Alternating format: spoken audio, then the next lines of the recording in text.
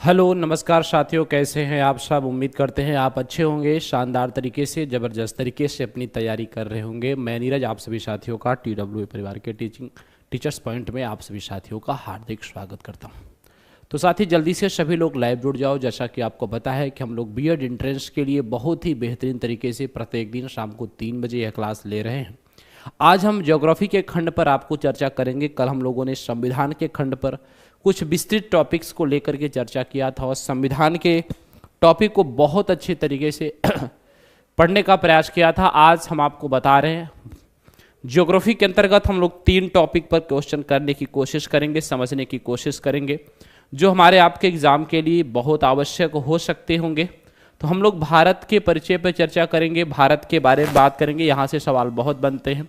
जनगणना और एग्रीकल्चर के बारे में बात करेंगे। भारत के परिचय, दैट मीन्स भारत से संबंधित जितनी भी चीज़ें होती हैं, जो भी ये चीज़ें आपके ज्योग्राफी में पूछी जाती हैं, उन सबको लेकर के हम लोग समझने की कोशिश करेंगे, जानने की कोशिश करेंगे, पढ़ने की कोशिश करेंगे। चलिएगा, आइए हम लोग समझ लेते हैं, एक एक प्रश्नों को समझते हैं, एक एक चीज़ों को समझते हैं और बहुत ही अच्छी तरीके से पढ़ने का प्रयास करते हैं। ठीक है, बहुत ही अच्छी तरीके से पढ़ने का प्रयास करते हैं। भैया एक बार सभी लोग वीडियो को दमदारी से शेयर वेयर कर दो ना, लाइक वाइक भी कर दो। और आइए हम लोग प्रश्नों को करेंगे। पहला प्रश्न आपसे पूछ रहा है, भारत का अक्षांशीय विस्तार कितना है। देखिए, भारत का अक्षांशीय विस्तार पूछ रहा है, तो पहले आपको ये समझिएगा। देखिए जी, अक्षांशीय विस्तार का मतलब होता है कि दक्षिण से उत्तर भारत का पूछ रहा है मुख्य भूमि के लिए। दक्षिण से उत्तर भारत का जो अक्षांशीय विस्तार है वह कितना है, दक्षिण से उत्तर।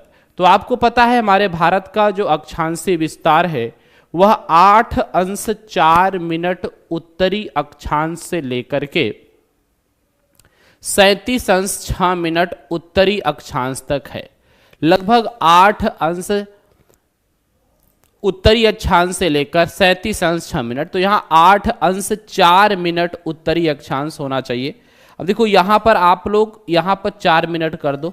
ऑप्शन नंबर सी यहाँ का राइट आंसर होगा, क्योंकि दोनों में उत्तर उत्तर है। अब कुछ लोग गलती से क्या करेंगे, देखो यहाँ पे दक्षिण भी लिखा है साउथ, तो साउथ को आपको नहीं लगाना है, क्योंकि भारत जो है वह साउथ में नहीं है। देखो गलतियां हो रही है, मैं तुरंत देख रहा हूं। ऑप्शन नंबर बी पर आप लोग जा रहे हो। भैया भारत साउथ में नहीं है ना, भारत दोनों तरफ उत्तर में ही है। भारत दोनों तरफ उत्तर में ही है, ये आपको समझना है। क्योंकि भारत उत्तरी गोलार्ध में है तो उत्तरी अक्षांश ही होगा। यही सबसे बड़ी गलती करते हो आप लोग, दक्षिण लगाना शुरू कर देते हो। भाई भारत जो है वह उत्तरी गोलार्ध में है, नॉर्दर्न हेमिस्फीयर में है। तो यह 8.4 उत्तरी गोलार्ध से 37.6 उत्तरी गोलार्ध, मतलब नॉर्थ लैटिट्यूड ही होगा। ये दोनों में उत्तर उत्तर ही होंगे, क्योंकि भारत पूरी तरह से उत्तरी गोलार्ध में करना है, उसको ध्यान नहीं दिया। हाँ ध्यान देना है भैया, अरे सब पढ़ाएंगे भैया, ज्योति जी हर एक चीज पढ़ाएंगे, परेशान मत हो। अब देखिएगा, ये 68.7 पूरब से लेकर 97.25, यह भारत का देशांतरीय विस्तार है। यह भारत का कैसा विस्तार है, तो यह भारत का देशांतरीय विस्तार है। हमने आपको अक्षांशीय विस्तार बता दिया, अब हम आपको भारत का देशांतरीय विस्तार भी इसी क्वेश्चन में बता के चलेंगे। अगला क्वेश्चन क्या कह रहा है, क्षेत्रफल की दृष्टि से विश्व में भारत का कौन सा स्थान है। देखो ये आसान सा सवाल है, बट ये आपके एग्जाम में खूब पूछा गया है, आपके बीएड एंट्रेंस में। तो ये आपके बीएड एंट्रेंस में पूछा गया है, तो यह बताना बहुत जरूरी हो जाता है मेरे लिए। तो जल्दी से आप सभी इस सवाल का जवाब दीजिएगा।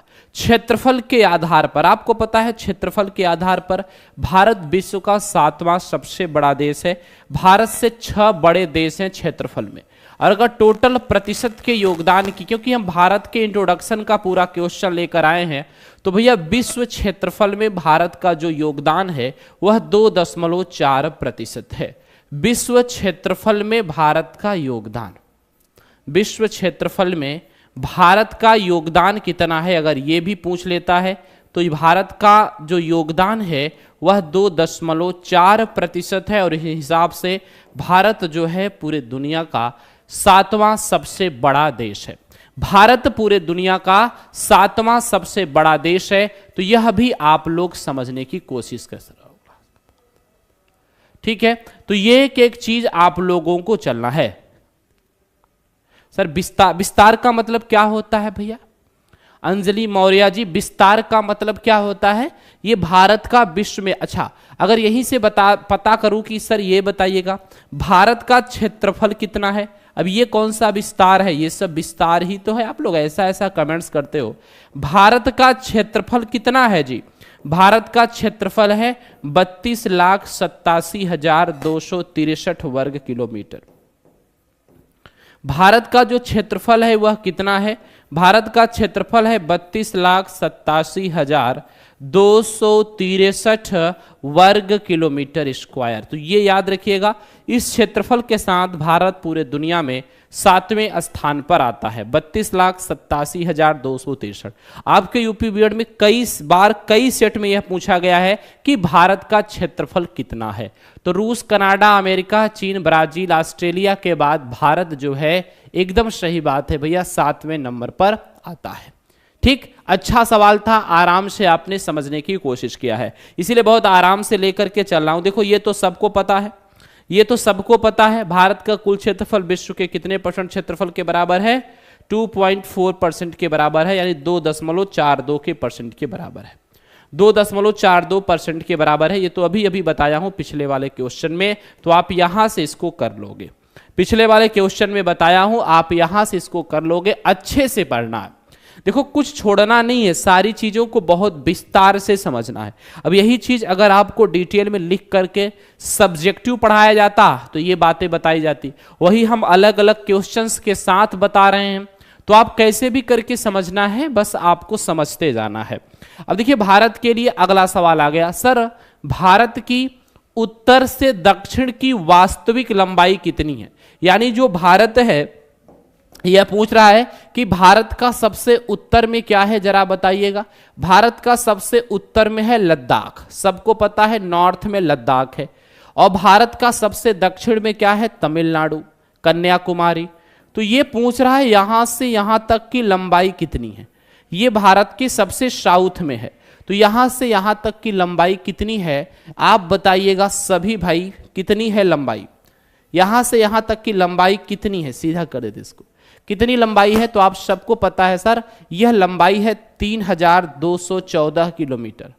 3,214 किलोमीटर भारत की उत्तर से दक्षिण की लंबाई है, ये 3,214 किलोमीटर। अब यहीं पर अगर आपसे हम पूरब पश्चिम बात कर लें, भारत के सबसे पश्चिम में है गुजरात, भारत के सबसे पश्चिम में है गुजरात, ये सबसे पश्चिम में है यानी वेस्ट में है। और सबसे पूरब में है अरुणाचल प्रदेश, सबसे पूरब में क्या है? अरुणाचल प्रदेश। अब इसके पूरब और पश्चिम के बीच की लंबाई कितनी है?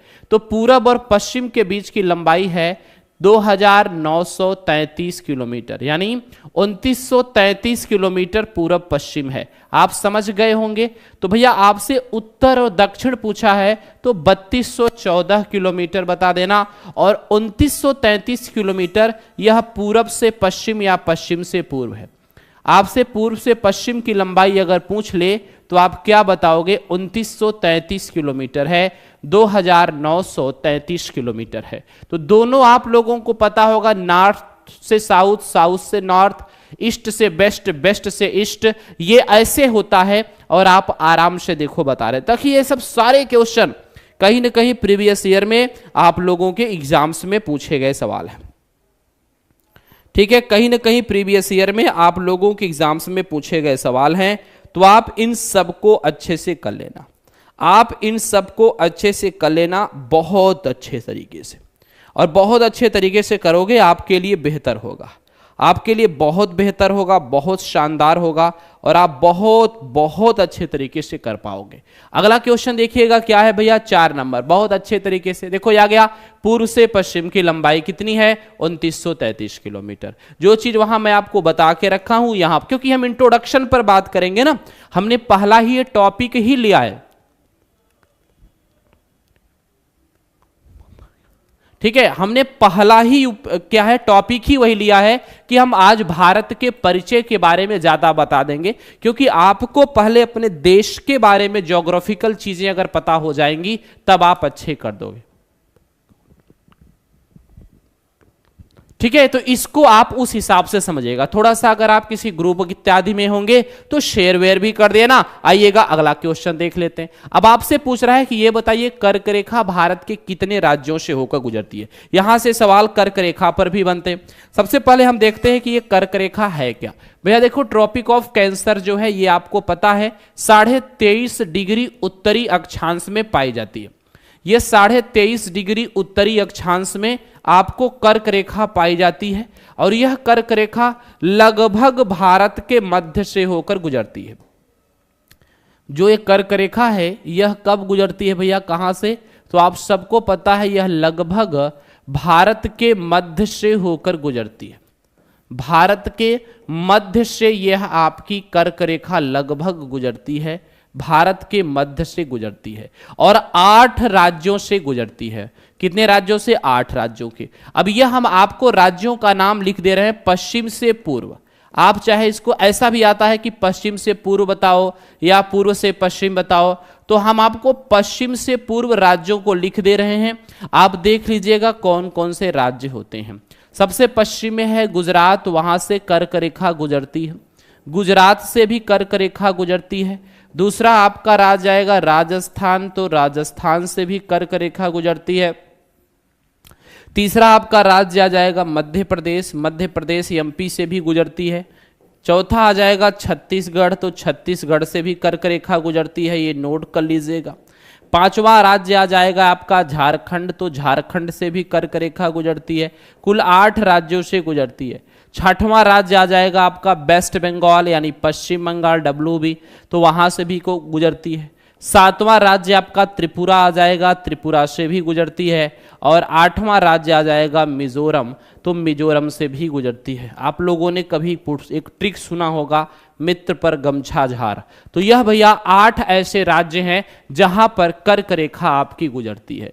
जहां पर कर्क रेखा सब बता होगा भैया, कर्क रेखा गुजरती है, 8 राज्यों से गुजरती है।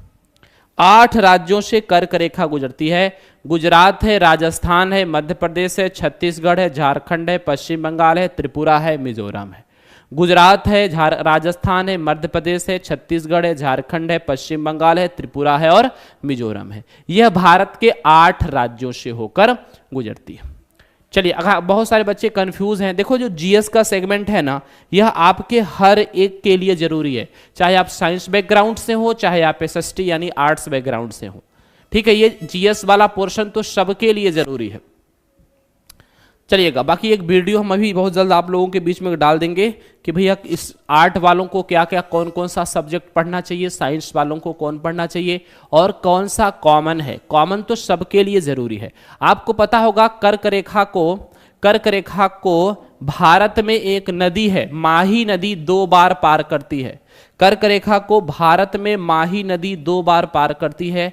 यह सवाल भी आता है, भारत में माही नदी 2 बार पार करती है। माही नदी क्या करती है, 2 बार पार करती है। 2 बार क्या करती है भैया, पार करती है। ठीक है, माही नदी 2 बार पार करती है, यह भी आप लोगों को पता होना चाहिए, यहां से भी सवाल आता है। कर्क रेखा को भारत में एक नदी है माही नदी, वह क्या करती है, 2 बार पार करती है। हाँ देखिए, ज्यादातर भाई बहनों को पता है, जिसको नहीं पता है वो भी याद कर लेंगे। अगला क्वेश्चन देखिएगा क्या है, भारत का सबसे दक्षिणतम बिंदु पूछा है। भारत का सबसे दक्षिणतम बिंदु, देखो दक्षिणतम बिंदु में एक सस्पेंस है। आपको पहले हम आपको भारत के सबसे दक्षिणतम बिंदु की बात करेंगे। तो भारत का जो सबसे दक्षिणतम बिंदु है वह क्या है सर, वह इंदिरा पॉइंट है। भारत का सबसे दक्षिणतम बिंदु क्या है, भारत का सबसे दक्षिणतम बिंदु पूछा जाए तो इंदिरा पॉइंट आपको बताना होगा। यह भारत का सबसे दक्षिणतम बिंदु है, याद रखिएगा। सबसे दक्षिण में क्या है, इंदिरा पॉइंट है। और इसी को पिग्मेलियन पॉइंट भी कहा जाता है। इसी को क्या कहा जाता है, इसी को पिग्मेलियन पॉइंट भी कहा जाता है, पिग्मेलियन पॉइंट। और ये इंदिरा पॉइंट या पिग्मेलियन पॉइंट जो भी है ना, ये इस समय जल में समा चुका है। यह अंडमान निकोबार द्वीप समूह में है। अंडमान निकोबार द्वीप समूह के निकोबार में, अंडमान निकोबार द्वीप समूह में पड़ता है। अंडमान निकोबार द्वीप समूह में पड़ता है। लेकिन यह भैया जल में समा चुका है, पहले आपको बता दूं, यह जल में समा चुका है। ठीक है, यह जल में समा चुका है इंदिरा पॉइंट या पिग्मेलियन पॉइंट। अगर आपसे पूछा जाएगा इंदिरा कॉल, यह सबसे उत्तरी बिंदु है, लद्दाख में पड़ता है। इंदिरा कॉल जो है ना, सबसे उत्तरी बिंदु माना जाता है भारत का। मैंने आपको क्या बताया है, मैंने आज आपको ज्योग्राफी में पूरा इंट्रोडक्शन, पूरा आपका जनगणना और कृषि से संबंधित जो भी मिट्टी वगैरह से एक सवाल बनता है, सारे सवाल आपको करा दूंगा एक ही दिन के अंदर। उसके बाद अगले टर्म पे आऊंगा तो बहुत सारी चीजें और करा दूंगा। किबिथु जो है यह भारत का सबसे पूर्वी बिंदु है, सबसे पूर्वी बिंदु है। एक ही सवाल में बहुत सारे क्वेश्चन देखो मिल रहे हैं। सबसे पूर्वी बिंदु क्या है, सबसे पूर्वी बिंदु है किबिथु। यह अरुणाचल प्रदेश में है, क्योंकि अरुणाचल प्रदेश भारत का सबसे पूर्वी राज्य है। अच्छा सर, यहां पर एक जगह लिखा है कन्याकुमारी, जो कि तमिलनाडु में है। कन्याकुमारी जो कि तमिलनाडु में है, यह क्या है सर? कन्याकुमारी मुख्य भूमि, मेन लैंड का सबसे दक्षिणतम बिंदु मानते हैं। कन्याकुमारी को मुख्य भूमि का सबसे दक्षिणतम बिंदु, अगर ऐसा कुछ आए तो कन्याकुमारी सही होगा। मुख्य भूमि का सबसे दक्षिणतम बिंदु क्या है? सबसे दक्षिणतम बिंदु क्या है, यह देख लीजिएगा। मुख्य भूमि का सबसे दक्षिणतम बिंदु क्या है? तो मुख्य भूमि का सबसे दक्षिणतम बिंदु है कन्याकुमारी। यह कहां पर पड़ता है? यह तमिलनाडु में पड़ता है। इसी को केप कैमोरिन भी कहा जाता है। कन्याकुमारी को ही क्या कहा जाता है? Cape Comorin. यह मेन लैंड का सबसे, चूंकि यह समुद्र में पहुंच चुका है ना इंदिरा पॉइंट, ये जो कन्याकुमारी है ना, यह इसी को केप कैमोरिन भी कहा जाता है। केप कैमोरिन, यह मुख्य भूमि का सबसे दक्षिणतम बिंदु है। मुख्य भूमि का सबसे दक्षिणतम बिंदु है केप कैमोरिन। हां, स्पीड थोड़ी तेज रखिए सर। स्पीड तेज कर दूंगा भैया, थोड़ा सा सबको समझा करके चलना होगा ना। थोड़ा सा रुक जाइए, सब कुछ समझा दूंगा। आपको पता है कि 3 क्लास में पूरी की पूरी ज्योग्राफी आपका रिवीजन करवा दूंगा, मात्र 3 क्लास में। ये थोड़े बड़े टॉपिक हैं, बाकी सब छोटे टॉपिक हैं। अब ध्यान से देखो, जो ध्यान से देखने वाला विषय यह है सबसे पश्चिमी बिंदु। भी लिख लो, हो सकता है आगे सवाल मिलेगा तो आप तुरंत उड़ा दोगे, फिर वहां पर हम लोग समय नहीं लेंगे। सबसे पश्चिमी बिंदु यह गुहा मोती या गुहार मोती है। सबसे पश्चिमी बिंदु है गुहा मोती, या इसी को गुहार मोती भी बोलते हैं। गुहा मोती या गुहार मोती कहा जाता है। यह आपका गुजरात में होता है। गुहा मोती या गुहार मोती है। यह कहां पर है भैया? यह आपके गुजरात के अंदर है। किसके अंदर है? गुजरात के अंदर है। तो आप इसको भी समझिएगा, क्योंकि गुजरात भारत के सबसे पश्चिम में है। अगला सवाल देखिएगा क्या है, लिखा है भारत का सबसे उत्तरी बिंदु इंदिरा कॉल कहां है? आप उड़ा दोगे, लद्दाख में। अब समय देखो नहीं लगा ना, क्वेश्चन नंबर 8 में कोई समय नहीं लगा।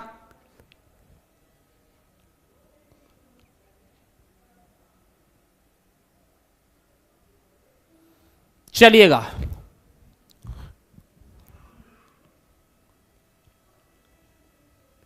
सर पता नहीं क्या डियर उधर आइए आ रही है बीच में। अरे क्या कुछ नहीं आ रहा है भाई, पढ़ाई पर ध्यान दो। आइएगा 9 नंबर, भारत की मुख्य भूमि की तटीय लंबाई कितनी है? मुख्य भूमि की तटीय लंबाई, देखो मेरे भाई एक बात बताएं, ये है पुरानी लंबाई। मैं आपको दोनों बता देता हूं। मुख्य भूमि की तटीय लंबाई कितनी है? अच्छा, मुख्य भूमि की पूछ रहा है, मेन लैंड, तटीय क्षेत्र नहीं पूछ रहा है। जल्दी से बताइए सभी भैया बहन, कितना होगा इस सवाल का जवाब? सही बताइएगा। भारत की मुख्य भूमि की तटीय लंबाई कितनी किलोमीटर है? मुख्य भूमि की तटीय लंबाई कितने किलोमीटर है? तो कितनी है भैया? वह 6100 किलोमीटर है। मुख्य भूमि से पूछ रहा है ना, तो मुख्य भूमि का पूछ रहा है, तटीय क्षेत्र नहीं पूछ रहा है। ए होगा 6100 किलोमीटर होगा। कुल लंबाई 7500 है, वो अलग विषय है, कुल लंबाई ये है। आइएगा अगला, ये मुख्य भूमि पूछा है, तटीय लंबाई। अब जल्दी से आप लोग बताइए भारत किस गोलार्ध में स्थित है? वाह क्या बात है भाई, भारत किस गोलार्ध में स्थित है? पूरा टोटल तो 11,098 किलोमीटर है, टोटल 11,098। हाँ इतना इनफ होगा भैया, जीएस के लिए भी और एसएसटी के लिए भी। ज्योति बहन केवल जीएस भर के लिए नहीं, जीएस और एसएसटी दोनों के लिए। भारत कौन से गोलार्ध में स्थित है? उत्तर पूर्वी गोलार्ध में स्थित है। आपको पता है ना, भारत उत्तरी गोलार्ध में भी है और पूर्वी गोलार्ध में भी है। तो भारत को कौन से गोलार्ध में आप लिखोगे? भारत उत्तर पूर्वी गोलार्ध में है। हाँ बारिश तो 3 दिन से हो रही है भाई, अब तो सही है, उत्तर पूर्वी गोलार्ध में। अगला सवाल देखो क्या है सर, भारत के कितने राज्य समुद्र तट से लगे हुए हैं, कोस्ट लाइन से लगे हुए हैं? अगर मैं भारत की बात करूं, ध्यान से देखिएगा, अगर हम भारतीय राज्यों की बात करें तो भारत के जो राज्य हैं वह कितने राज्य हैं जो समुद्र तट से लगे हुए हैं? तो आप ऐसे ध्यान से देखोगे ना, तो इस तरीके से भारत के जो है राज्य जो हैं, इधर आपका पश्चिम है, ये पड़ता है अरब सागर। ये क्या पड़ता है, ऐसे जल्दी से मैंने बना दिया भैया, ये अरब सागर है। यहां पर 5 राज्य आपको लाइन से मिलेंगे, मैं नाम भी लिख दे रहा हूं, थोड़ा सा देख लो। ये आपका पश्चिम हो गया, वेस्ट। यहां आपको कौन कौन मिल जाएगा? यहां आपको सर गुजरात मिल जाएगा, दूसरा आपको यहां पर महाराष्ट्र मिल जाएगा, महाराष्ट्र भी है। तीसरा आपका गोवा, छोटा सा राज्य मिल जाएगा, गोवा की भी सीमा पश्चिम में है। यहां पर आपको कर्नाटक मिल जाएगा, कर्नाटक ध्यान देना है। यहां पर आपको केरल ध्यान देना है। तो 5 ऐसे राज्य हैं जो पश्चिम में है।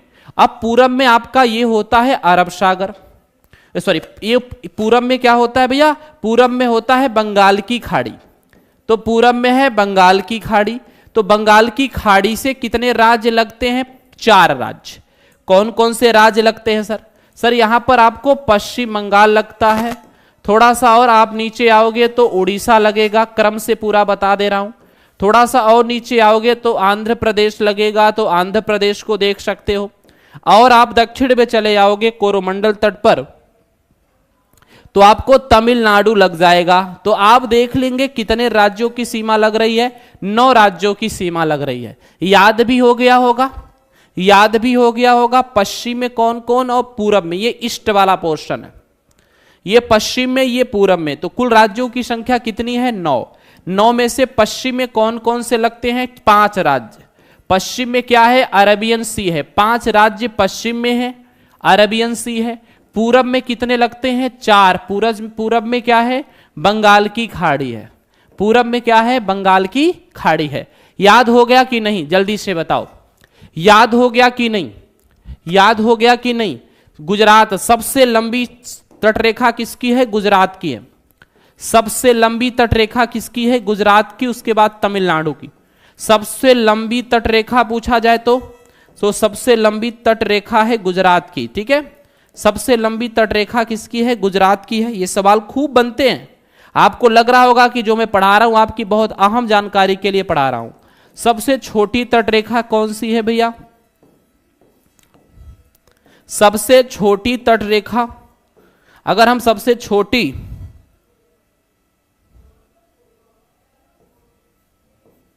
अगर हम सबसे छोटी तटरेखा की बात करें तो सबसे छोटी तटरेखा है गोवा की। सबसे छोटी तटरेखा है गोवा की। तो आपको पूरब वाले भी याद हो गए, पश्चिम वाले भी याद हो गए। याद हो गया कि नहीं? याद करके चलना भैया, याद करके क्रम से देखो। सबसे उत्तर में गुजरात, फिर महाराष्ट्र, गोवा, कर्नाटक, केरल। यहां पर पश्चिम बंगाल, उड़ीसा, आंध्र प्रदेश, तमिलनाडु। नाम भी लिख दिया, जगह का भी नाम लगभग सेम ही लिख दिया। लिखा है किस राज्य की तटरेखा सबसे लंबी है? अभी बताकर आया हूं, अभी बताकर आया हूं सबसे लंबी तटरेखा किसकी है भैया? गुजरात की है। फिर नंबर 2 पर अब तमिलनाडु की हो गई है, नंबर 3 पर अब आंध्र प्रदेश है, 4 में अब महाराष्ट्र ऑप्शन में है ही नहीं कोई, तो महाराष्ट्र को कर देंगे। सबसे लंबी तटरेखा किसकी है? गुजरात की है। नहीं, करंट में नहीं सोनाली तिवारी जी, तमिलनाडु दूसरे स्थान पर हो गया। पहले दूसरे स्थान पर आंध्र प्रदेश था, अब दूसरे स्थान पर तमिलनाडु हो गया। ठीक है ना? हाँ,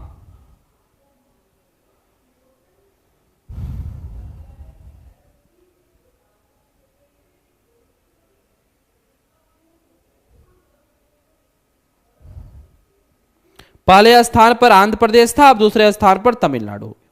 पहले जो है दूसरे स्थान पर आंध्र प्रदेश हुआ करता था, अब आंध्र प्रदेश तीसरे स्थान पर हो गया है।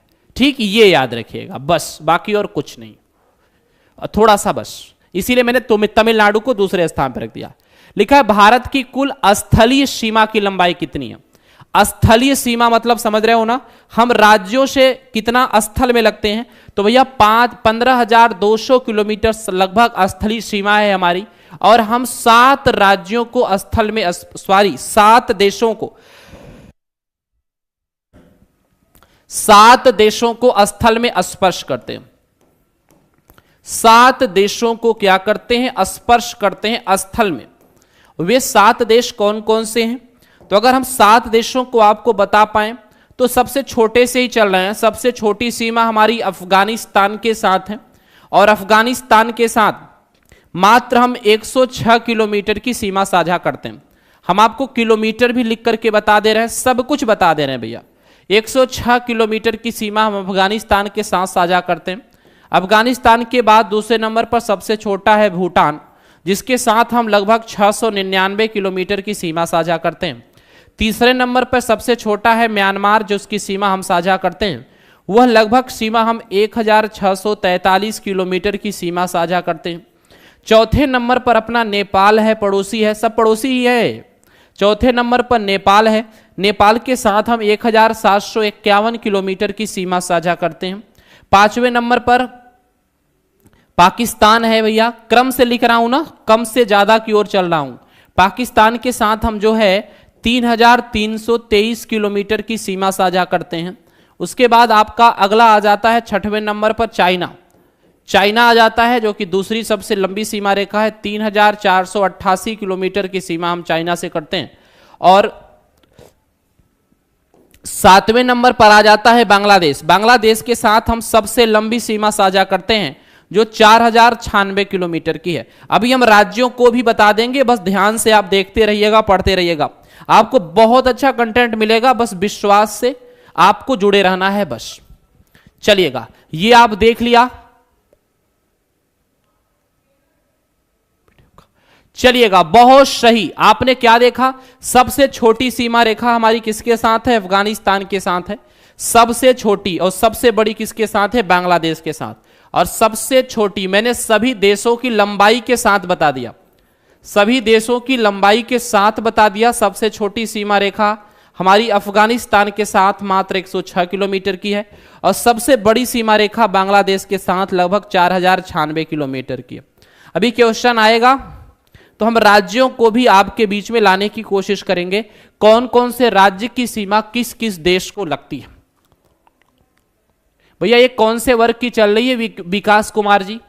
विकास जी पहले आप यह बता दीजिए कौन से वर्ग की क्लास चल रही है। मेरे हिसाब से कला वर्ग के लिए तो सबसे इंपॉर्टेंट है यार, मेरे हिसाब से तो यार कला वर्ग के लिए सबसे इंपॉर्टेंट है। मेरे हिसाब से ये कला वर्ग के लिए तो सबसे इंपॉर्टेंट है।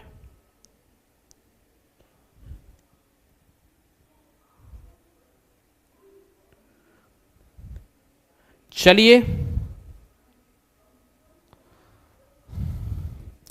आइएगा, अगला देख लेते हैं।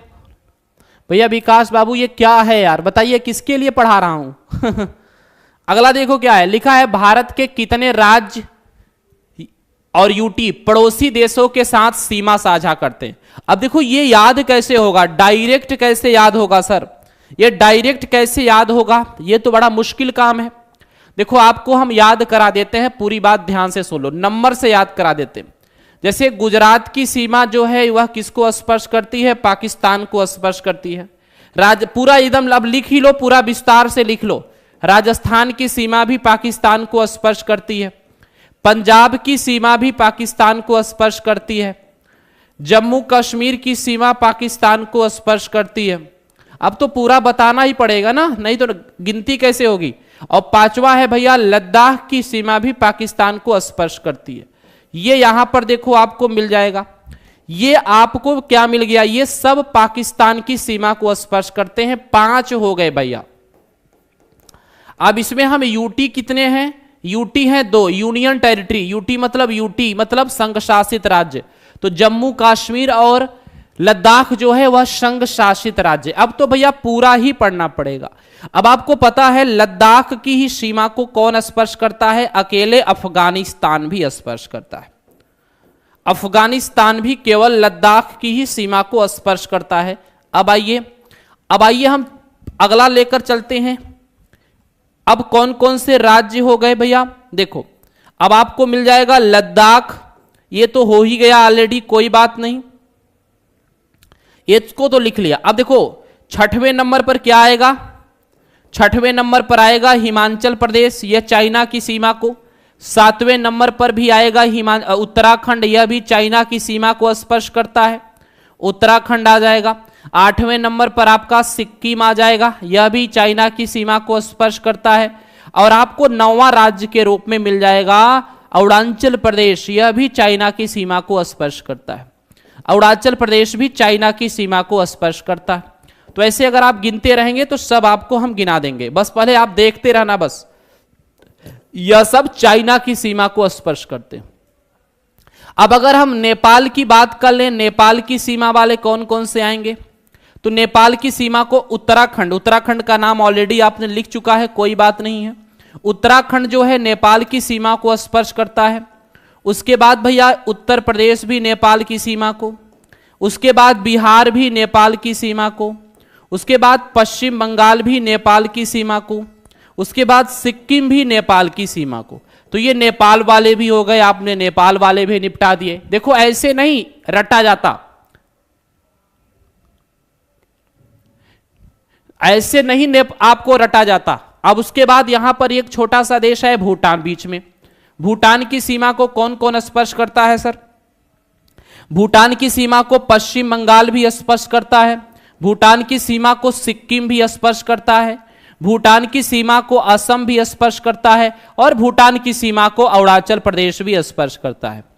अरुणाचल प्रदेश, मैं चाहता ना तो डायरेक्ट आपको बता देता है कौन किसकी सीमा को स्पर्श करते हैं। ठीक है, देखो कश्मीर हो, पाकिस्तान हो गया, अफगानिस्तान, चाइना 3 हो गया, नेपाल 4 हो गया, भूटान 5 हो गया। अब म्यांमार और बांग्लादेश बचे। बांग्लादेश की सीमा को कौन कौन स्पर्श करता है? इतने डिटेल में बता दे रहा हूं यार, क्या टेंशन लेने का। हाँ आप डायरेक्ट याद कर लेना, मैं डायरेक्ट भी अभी बता देता हूं। बांग्लादेश की सीमा को देखो पश्चिम बंगाल स्पर्श करता है, बांग्लादेश की सीमा को असम स्पर्श करता है, मेघालय स्पर्श करता है, त्रिपुरा स्पर्श करता है और मिजोरम स्पर्श करता है। त्रिपुरा स्पर्श करता है और मिजोरम स्पर्श करता है। यह देख लिया आपने, इसको भी देख लिया। अब एक और बच गया भैया म्यांमार। फिर भैया एक बच गया म्यांमार देश। म्यांमार देश की सीमा को कौन कौन से राज्य स्पर्श करते हैं? तो एक तो अरुणाचल प्रदेश, अरुणाचल प्रदेश ऑलरेडी आपने जोड़ के रख लिया है। अरुणाचल प्रदेश करता है, नागालैंड ये अलग से राज्य देखो एक्स्ट्रा मिल गया। अभी आपको मणिपुर ये भी अलग से मिल जाएगा, और मिजोरम जो है ऑलरेडी जो है आपने पश्चिम बांग्लादेश में पढ़ लिया है मिजोरम। तो ये पूरे के पूरे हो गए। अब सवाल ये है कि यूटी तो देखो 2 है, और आपका सही जवाब ऑप्शन नंबर ये ही होगा। 16 राज्य और 2 संघ शासित प्रदेश ऐसे हैं जो सीमाओं को स्पर्श करते हैं। 16 राज्य और 2 संघ शासित प्रदेश। अब इसको याद कैसे करोगे? पूरा मैंने बता दिया, अब ध्यान से आप सुन लो, स्क्रीनशॉट आप ले सकते हो। पूरा मैंने बता दिया, आप ध्यान से सुन लो, मैं आपको बता रहा हूं। देखो गुजरात 1 हो गया, राजस्थान 2 हो गया, पंजाब 3 हो गया, ठीक है, हिमाचल प्रदेश 4 हो गया, उत्तराखंड 5 हो गया, सिक्किम 6 हो गया, अरुणाचल प्रदेश 7 हो गया, नागालैंड 8 हो गया, मणिपुर 9 हो गया, मिजोरम 10 हो गया, त्रिपुरा 11 हो गया, असम 12 हो गया, पश्चिम बंगाल 13 हो गया, मेघालय 14 हो गया, बिहार 15 हो गया, और उत्तर प्रदेश 16 हो गया। तो ये 16 राज्य और 2 यूटी। कौन कौन? जम्मू कश्मीर और लद्दाख। आपका पहला ऑप्शन बिल्कुल सही है। पूरा देखो, इसमें कुछ कॉमन भी तो राज्य होंगे, कुछ ऐसे भी राज्य होंगे ना जो कई कई देशों को स्पर्श करते हैं, तो सबको कई बार थोड़ी ना जोड़ेंगे। पूरा मैंने देखो बता दिया। हालांकि अभी मैं फिर से बताऊंगा आपको, अलग से एक एक करके बताऊंगा भैया। निम्नलिखित में से कौन सा राज्य पूरी तरह से भू आबद्ध लैंड लॉक्ड है, जिसकी कोई अंतरराष्ट्रीय सीमा नहीं है? इसका मतलब जानते हो क्या करा है? यह कह रहा है ऐसा वह कौन सा राज्य है जो लैंड लॉक्ड है, यानी ना तो इसकी अंतरराष्ट्रीय सीमा है, अंतरराष्ट्रीय सीमा नहीं है। अंतरराष्ट्रीय सीमा का मतलब समझ रहे हो? अंतरराष्ट्रीय सीमा नहीं है का मतलब किसी देश की सीमा को स्पर्श नहीं करता और ना ही समुद्र तट को स्पर्श करता है। समुद्र तट भी स्पर्श नहीं करता। ऐसे भारत के 4-5 राज्य हैं, स्पर्श नहीं करता। ऐसे भारत के 4-5 राज्य हैं। कौन कौन है मैं आपको बता रहा हूं, ध्यान से सुन लो। तेलंगाना एकदम बीचों बीच है भैया, ना तो समुद्र तट में आपने इसका नाम देखा है और अभी ना अंतरराष्ट्रीय सीमा में देखा है। एक राज्य है आप छत्तीसगढ़, छत्तीसगढ़ भी आपने समुद्र तट में भी नहीं देखा और अंतरराष्ट्रीय सीमा में भी नहीं देखा। एक राज्य है झारखंड, झारखंड का नाम आपने न तो समुद्र तट में सुना न अंतरराष्ट्रीय सीमा में सुना। एक राज्य है मध्य प्रदेश, न तो समुद्र तट में है न वहां है। एक राज्य है हरियाणा। ये भारत के ऐसे 5 राज्य हैं, ना तो किसी अंतरराष्ट्रीय सीमा को स्पर्श करते हैं और ना ही समुद्र तट को, ना तो अंतरराष्ट्रीय सीमा को स्पर्श करते हैं ना समुद्र तट को स्पर्श करते हैं। ये बीचों बीच हैं, ये देश में बीचों बीच हैं। तो आपके सवाल का सही जवाब तो हरियाणा हो जाएगा। बाकी आपने क्या देखा, राजस्थान ये पाकिस्तान की सीमा को सबसे लंबा स्पर्श करता है, पाकिस्तान को स्पर्श करता है ना। पश्चिम बंगाल कई देशों की सीमाओं को स्पर्श करता है, ये नेपाल की सीमा को भी स्पर्श करता है, यह भूटान की सीमा को भी स्पर्श करता है और यह बांग्लादेश की सीमा को भी स्पर्श करता है। 3 देशों की सीमाओं को देखो ये अकेले स्पर्श करता है। उत्तराखंड भी 3 देशों की सीमाओं को स्पर्श करता है। उत्तराखंड चीन की सीमा को, 2 देशों को, चीन की सीमा को और नेपाल की सीमा को, 2 देशों की सीमा को देखो उत्तराखंड भी स्पर्श करता है। पढ़ लिया है ना भैया? भैया पीडीएफ हमारे ऐप के फ्री पीडीएफ वाले सेक्शन में मिलेगी। टारगेट विद अंकित का ऐप है, वहां फ्री पीडीएफ के सेक्शन में जाइएगा, वहां टीचिंग एग्जाम मिलेगा। टीचिंग एग्जाम में बीएड एंट्रेंस के अंतर्गत मिल जाएगी, टीचिंग एग्जाम में बीएड एंट्रेंस के अंतर्गत मिल जाएगी। एक बार मैं खुद चेक कर ले रहा हूं फिर आपको बता रहा हूं। चलिएगा,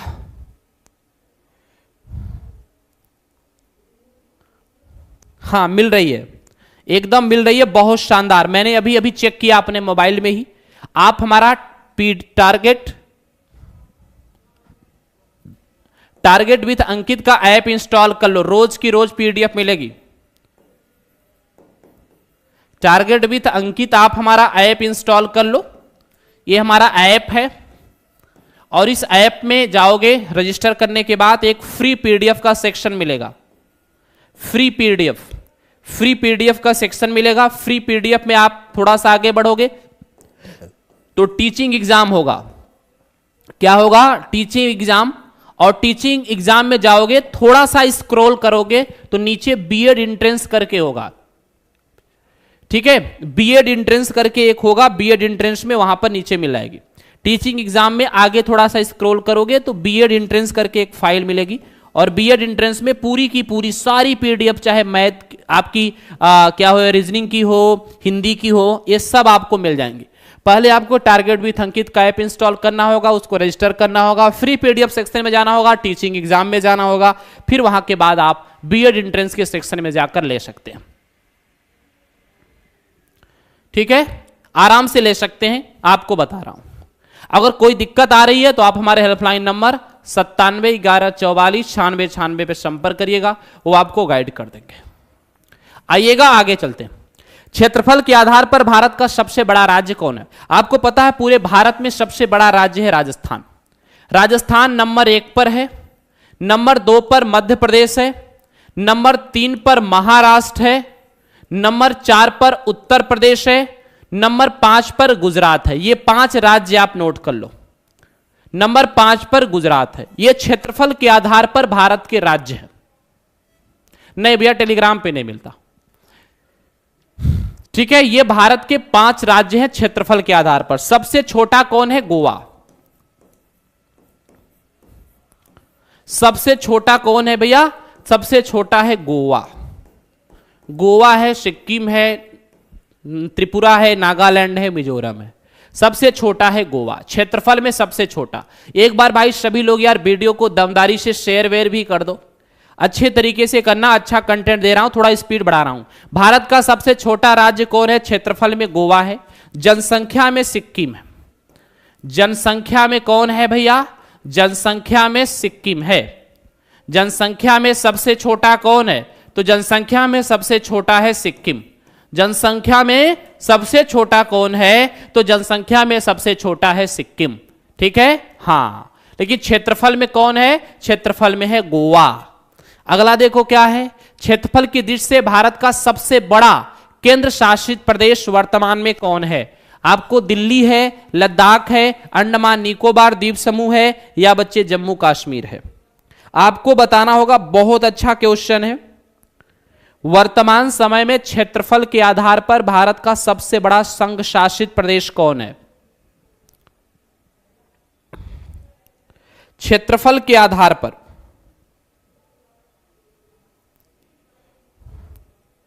तो भैया क्षेत्रफल के आधार पर सबसे बड़ा मेरे हिसाब से अब लद्दाख ही आता होगा। क्षेत्रफल के आधार पर मेरे हिसाब से अब लद्दाख ही आता होगा। तो लद्दाख जो है सबसे बड़ा संघ शासित प्रदेश बन गया है। लद्दाख जो है वह सबसे बड़ा संघ शासित प्रदेश है, यह याद रखिएगा। सबसे छोटा है लक्षद्वीप, जनसंख्या में सबसे बड़ा है आपका दिल्ली। सबसे छोटा कौन है सर? सबसे छोटा है लक्षद्वीप, सबसे छोटा। तो सबसे छोटा भी याद रखिएगा, ये क्षेत्रफल और जनसंख्या दोनों में है। सबसे छोटा है लक्षद्वीप। सबसे छोटा कौन है भैया? सबसे छोटा है लक्षद्वीप। अब याद रखिएगा, जनसंख्या में सबसे बड़ा है दिल्ली। दिल्ली की जनसंख्या सबसे ज्यादा है। जनसंख्या में सबसे बड़ा कौन है भैया? तो जनसंख्या में सबसे बड़ा है दिल्ली। जनसंख्या में सबसे बड़ा क्या है? दिल्ली। इतना आप पढ़ लोगे ना आज की क्लास में कि बहुत सारे सवाल निपटा दोगे। भारतीय मानक समय रेखा 82 डिग्री 5 अंश, सॉरी 82 डिग्री पूर्वी देशांतर कितने राज्यों से होकर गुजरती है? बताइएगा। भारत का मानक समय रेखा कितने राज्यों से होकर गुजरता है, यह आपसे पूछ रहा है। बहुत अच्छा सवाल है। देखो, सबसे पहले भारत का मानक समय रेखा जो है 82.5 डिग्री है, और यह 82.5 डिग्री पूर्वी देशांतर है। 82.5 डिग्री पूर्वी देशांतर जो है यह भारत का मानक समय रेखा है। और यह जो भारत का मानक समय रेखा 82.5 डिग्री पूर्वी देशांतर है, तो इसको समझिएगा, यह समय का निर्धारण भारत में कहां से हुआ है, सब बताऊंगा भैया। समय का निर्धारण भारत में कहां से हुआ है? तो यह हुआ है सर मिर्जापुर उत्तर प्रदेश से। समय का निर्धारण भारत में मिर्जापुर उत्तर प्रदेश से हुआ है, यह सबको पता है। मिर्जापुर उत्तर प्रदेश से हुआ है। यह भैया 5 राज्यों से गुजरती है। 5 राज्य मतलब कहां कहां से? उत्तर प्रदेश से गुजरती है, मध्य प्रदेश से गुजरती है, छत्तीसगढ़ से गुजरती है, और याद रखिएगा यह उड़ीसा से गुजरती है और आंध्र प्रदेश से गुजरती है। उड़ीसा से गुजरती है और आंध्र प्रदेश से गुजरती है। यह भारत के 5 राज्यों से होकर गुजरती है। भारत के 5 राज्यों से, इलाहाबाद के मिर्जापुर के नैनी से। अरे भैया इलाहाबाद अलग है, मिर्जापुर अलग है, तो याद रखिएगा ये मेन जगह यही है। मेन जगह यही है। अगर ये ऑप्शन में नहीं होगा तब नैनी प्रयागराज होगा, लेकिन ये गलत है। ये प्रयागराज चूंकि फेमस है इसलिए प्रयागराज लोग लिख देते हैं, लेकिन सही यही है मिर्जापुर उत्तर प्रदेश। सही मिर्जापुर उत्तर प्रदेश ही है, ठीक है ना? सही मिर्जापुर उत्तर प्रदेश ही है। चलिएगा, आइएगा अगला देख लेते हैं। लिखा है पुदुचेरी का क्षेत्रफल कितने राज्यों में है? भैया बताइएगा, पांडिचेरी कितने राज्यों में या पुदुचेरी कितने राज्यों में फैला हुआ है?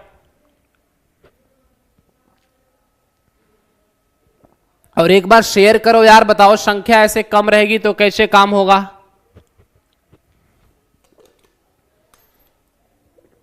पुदुचेरी का क्षेत्र कितने राज्यों में फैला हुआ है? राज्यों का नाम भी बता दो आप सभी लोग। छोटा सा सवाल है, जल्दी से सभी भैया बहन बताएंगे। क्या है? पुदुचेरी कितने राज्यों में फैला हुआ है? बताइए। पुदुचेरी भैया 3 राज्यों में फैला हुआ है, सबको पता होना चाहिए। अच्छा सवाल है। पुदुचेरी 3 राज्यों में फैला हुआ है। कौन कौन से राज्यों में फैला हुआ है? तमिलनाडु, केरल और आंध्र प्रदेश। तो ये 3 राज्यों में फैला हुआ है। जो आपका तमिलनाडु है, तमिलनाडु में खुद पुदुचेरी और कराईकल है। तमिलनाडु, केरल और आंध्र प्रदेश, ये याद रखिएगा, ये बहुत कंफ्यूजन भरा सवाल है, एग्जाम में पूछा जाता है। केरल, आंध्र प्रदेश में क्या है? यनम। आंध्र प्रदेश में इसका यनम क्षेत्र है, केरल में इसका माहे क्षेत्र है, और तमिलनाडु में क्या है? तमिलनाडु में पुदुचेरी और कराईकल है। तमिलनाडु में पुदुचेरी और कराईकल है। तो ये भाई याद रखिएगा, ये 3 राज्यों में फैला हुआ है। मैंने नाम भी बता दिया, कहां कहां। केरल में जो है इसका माहे क्षेत्र है, माहे जिला भी कह सकते हो इसका है, और आंध्र प्रदेश में यनम है, और आपका पुदुचेरी और जो है कराईकल, ये आपका तमिलनाडु में है। भारत की सबसे लंबी अंतरराष्ट्रीय सीमा किस देश के साथ है? अभी अभी चर्चा हुई थी, यह बांग्लादेश के साथ है। कितने किलोमीटर की सीमा रेखा है? 4096 किलोमीटर की सीमा रेखा है। भारत के 5 राज्यों को यह स्पर्श करता है। भारत के 5 राज्य कौन कौन से हैं? याद रखिएगा, भारत के 5 राज्य जो अभी अभी तो सारे नाम भी बता दिए भैया। तो एक तो पश्चिम बंगाल के साथ, दूसरा असम के साथ, तीसरा मेघालय के साथ, चौथा त्रिपुरा के साथ, पांचवा मिजोरम के साथ। ये 5 राज्यों की सीमा है जो बांग्लादेश के साथ मिलती है, ये नोट करिएगा। सबसे लंबी सीमा किसके साथ है? पश्चिम बंगाल के साथ। बांग्लादेश की सबसे लंबी सीमा किसके साथ है? तो बांग्लादेश की सबसे लंबी सीमा पश्चिम बंगाल के साथ है। त्रिपुरा 3 ओर से बांग्लादेश से घिरा हुआ है, 3 ओर से बांग्लादेश से। भैया यहां देखो कंटेंट ही मिलेगा आपको, कोई विशेष बातचीत नहीं। 3 ओर से बांग्लादेश से घिरा हुआ है, ठीक है। 3 ओर से बांग्लादेश से घिरा हुआ है, यह है बच्चा त्रिपुरा। 3 ओर से बांग्लादेश से घिरा हुआ है त्रिपुरा है। पश्चिम बंगाल, असम, मेघालय, मिजोरम, त्रिपुरा, यह बांग्लादेश के साथ सीमा है। सर चाइना के साथ कितनी सीमा है? 3488 किलोमीटर की सीमा रेखा है। सर नेपाल के साथ 1751 किलोमीटर की सीमा रेखा है। सर पाकिस्तान के साथ 3323 किलोमीटर की सीमा रेखा है। 3323 किलोमीटर की सीमा रेखा है पाकिस्तान के साथ। हो गया भैया। आइएगा अगला लेकर के चलते हैं। भारत की सबसे छोटी स्थलीय सीमा किस देश के साथ है? अफगानिस्तान के साथ है। अफगानिस्तान के साथ मात्र 106, ये सब बता चुका हूं, 106 किलोमीटर की सीमा केवल लद्दाख से लगती है, केवल लद्दाख से लगती है, ये आपको पता होगा। म्यांमार के साथ 1643 किलोमीटर की सीमा लगती है, 4 राज्यों से लगती है। 4 राज्य कौन कौन है? अरुणाचल प्रदेश, नागालैंड, मणिपुर, मिजोरम। नेपाल के साथ 1751 किलोमीटर की सीमा 5 राज्यों से लगती है, उत्तराखंड, उत्तर प्रदेश, बिहार, पश्चिम बंगाल और सिक्किम। भूटान के साथ मात्र 699 किलोमीटर की सीमा लगती है, 4 राज्यों के साथ लगती है, अरुणाचल प्रदेश, असम, सिक्किम और पश्चिम बंगाल। यहां भी राज्यों का नाम आप लिख सकते हैं। तो यहां भैया 4 राज्य कौन कौन है? अरुणाचल प्रदेश, अरुणाचल प्रदेश के साथ, अरुणाचल प्रदेश 3 देशों की सीमा लगाता है, अरुणाचल प्रदेश, म्यांमार, भूटान और चाइना। उसके बाद नागालैंड, मणिपुर, मिजोरम। नागालैंड के साथ सीमा लगती है, मणिपुर के साथ सीमा लगती है और मिजोरम के साथ सीमा लगती है। किसकी? म्यांमार की, म्यांमार की। बेहतरीन कंटेंट होगा भैया, मजेदार तरीके से पढ़ना है आपको। भूटान के साथ भी एपी मतलब अरुणाचल प्रदेश लिख रहा हूं, परेशान मत होना। असम को अलग से लिख दे रहा हूं, सिक्किम है और पश्चिम बंगाल है, सिक्किम है और पश्चिम बंगाल है, ये 4 राज्य हैं। यहां 5 राज्य हैं नेपाल वाले लिख लेना, उत्तराखंड है, यूपी है, बिहार है, उत्तराखंड है, यूपी है, बिहार है, पश्चिम बंगाल है, सिक्किम है। ये 5 राज्यों की सीमा लगाता है। यहां से बहुत सवाल बनते हैं और अक्सर हमारे भाई बहन गलत करके आते हैं। अक्सर बहुत तरह तरह का सवाल पूछेगा कि निम्न में से किस राज्य की सीमा म्यांमार से लगती है, किस राज्य की सीमा म्यांमार से नहीं लगती है, ऐसा वह कौन सा राज्य है जिसकी सीमा 3 राज्यों से लगती है, ऐसा वह कौन सा राज्य है जिसकी सीमा नेपाल से नहीं लगती, ऐसा वह कौन सा राज्य है जिसकी सीमा चीन से लगती है, ऐसा वह कौन सा राज्य है जिसकी सीमा चीन से नहीं लगती। हर एग्जाम में, अभी एक यूपीएसआई में भी आया था। अगला क्वेश्चन देखो क्या है, लिखा है भारत और चीन के बीच की सीमा रेखा को क्या कहते हैं? भैया ये मैक-मोहन रेखा बोलते हैं। भारत और चीन की सीमा रेखा को क्या बोलते हैं? मैक-मोहन रेखा। आप सभी भाई बहन जरा बताइएगा, मैक-मोहन रेखा का निर्धारण कब किया गया? ये 1914 में किया गया था, 3 जुलाई 1914 को मैक-मोहन रेखा का निर्धारण यह 3 जुलाई 1914 को किया गया था। ये नोट करिएगा, ये इंपॉर्टेंट है। रेड क्लिफ रेखा ये भारत और पाकिस्तान के बीच है, यह भारत और पाकिस्तान के बीच है। 17 अगस्त 1947 को यह डिसाइड की गई थी, 17 अगस्त 1947 को डिसाइड की गई थी रेड क्लिफ लाइन। तो आप रेड क्लिफ लाइन रखिएगा। डूरंड रेखा वर्तमान समय में पाकिस्तान और अफगानिस्तान के बीच है। जब बंटवारा नहीं हुआ था तो यह भारत और अफगानिस्तान के बीच थी, वर्तमान में यह पाकिस्तान और अफगानिस्तान के बीच है। मैं वर्तमान की बात कर रहा हूं, मैं वर्तमान की बात कर रहा हूं, ध्यान दीजिएगा। लेकिन जब यह बनी थी तब यह भारत और अफगानिस्तान के बीच बनी थी। जब बनी थी डूरंड भारत और अफगानिस्तान के बीच नहीं है। आप चाहे तो लिख सकते हैं, अलग मैटर है, लेकिन वर्तमान में यह पाकिस्तान और अफगानिस्तान के बीच है। यह विभाजन के पहले जो था वो भारत के हिस्से में था।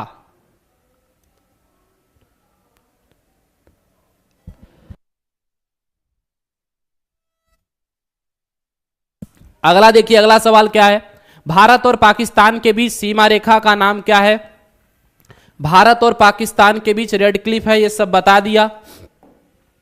डूरंड रेखा किन 2 देशों के बीच है? पाकिस्तान और अफगानिस्तान। देखो यहां पर ऑप्शन में नहीं लिखा है, ये पाकिस्तान और अफगानिस्तान वर्तमान में, अगर वर्तमान में पूछा जाए तो पाकिस्तान अफगानिस्तान। अगर विभाजन के पहले की बात करें तो भारत और अफगानिस्तान। विभाजन के पहले यानी जब पाकिस्तान भारत का हिस्सा था तब की बात है।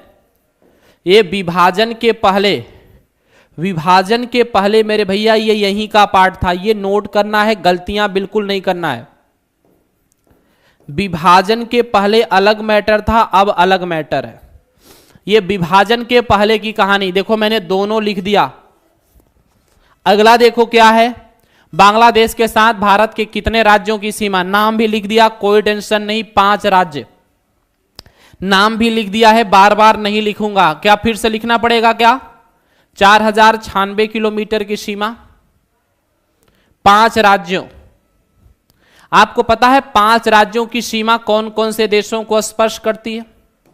5 राज्यों की सीमा पाकिस्तान को भी स्पर्श करती है, 5 राज्यों की सीमा चीन को भी स्पर्श करती है, 5 राज्यों की सीमा नेपाल को भी स्पर्श करती है, 5 राज्यों की सीमा बांग्लादेश को भी स्पर्श करती है। लो हमने आपको चारों देश बता दिए जिसकी सीमा 5-5 राज्यों को स्पर्श करती है। 4 तो ये हो गए। 4 राज्य की सीमा किसके, कौन कौन से देशों को स्पर्श करती है? 2 देशों को। 4 राज्यों की सीमा, ये भैया भूटान और म्यांमार को 4-4 राज्यों की सीमा स्पर्श करती है। भूटान और म्यांमार, तो 4 और 2 6 हो गए। एक राज्य मतलब लद्दाख बचा।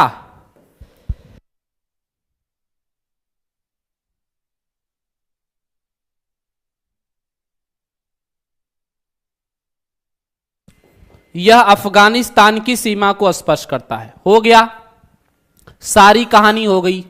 लो, हो गया ना, सारी कहानी हो गई। अगला देखो, चीन के साथ तुरंत बता दो 5। अब बार बार नहीं पूछना है।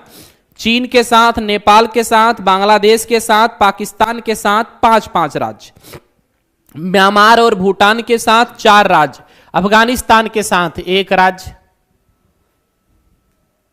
सर ऐप नहीं ओपन होता है। नहीं, ऐसे कैसे नहीं होगा यार, डाउनलोड कर लो, इंस्टॉल कर लो, इंस्टॉल कर लो प्ले स्टोर से जाकर। उसके बाद वहां पे कुछ नाम वगैरह की फॉर्मेलिटी करेगा, उसमें रजिस्टर करना पड़ेगा। रजिस्टर कर लोगे तो ओपन हो जाएगा। थोड़ा नाम, मोबाइल नंबर, फॉर्मेलिटी होती है, उसके बाद वो आपको रजिस्टर हो जाएगा। अगला देखो क्या है, पाकिस्तान के साथ सीमा बनाता है हिमाचल प्रदेश, नहीं बनाता है।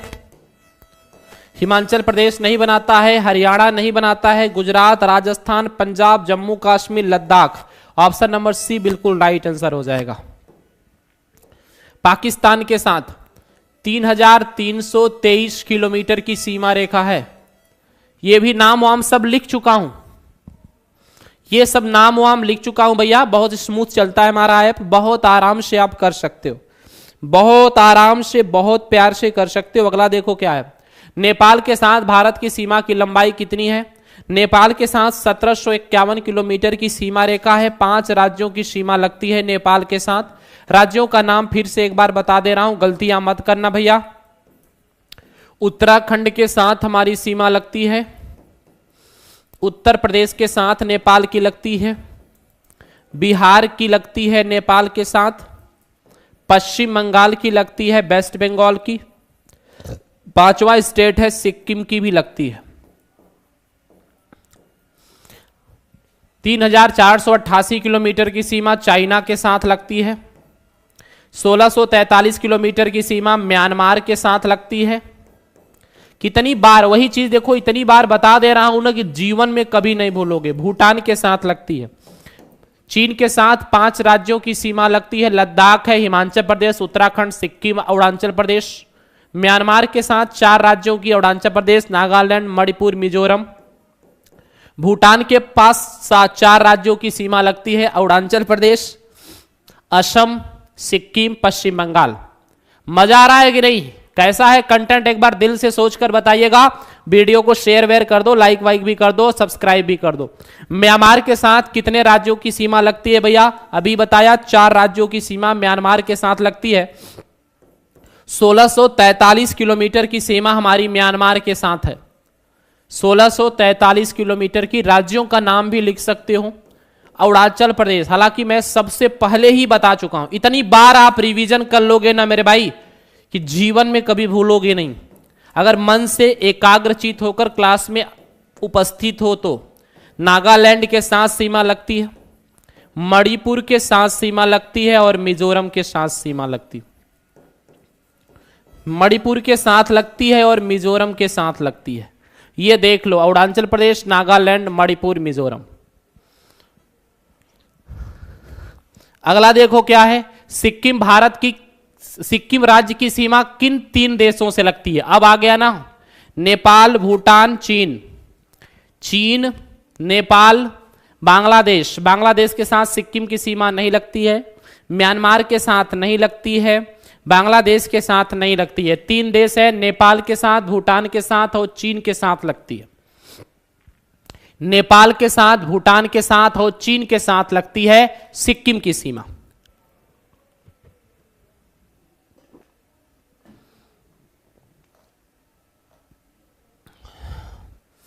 चलिएगा, अगला देखो क्या है, पश्चिम बंगाल की सीमा किसके साथ लगती है? म्यांमार के साथ नहीं लगती है।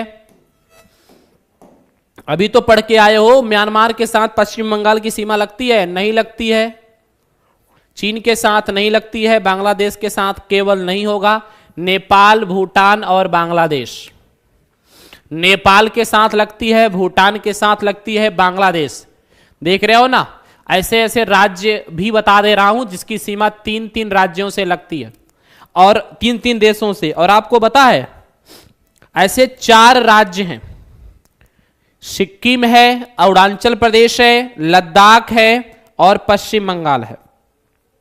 सिक्किम है, अरुणाचल प्रदेश है, लद्दाख है और पश्चिम बंगाल है, जिसकी सीमा 4-4 राज्यों से लगती है, जिसकी सीमा 4-4 राज्यों से लगती है।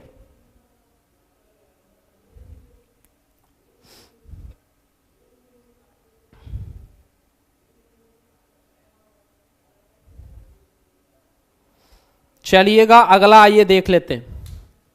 अगला है भैया 33 नंबर।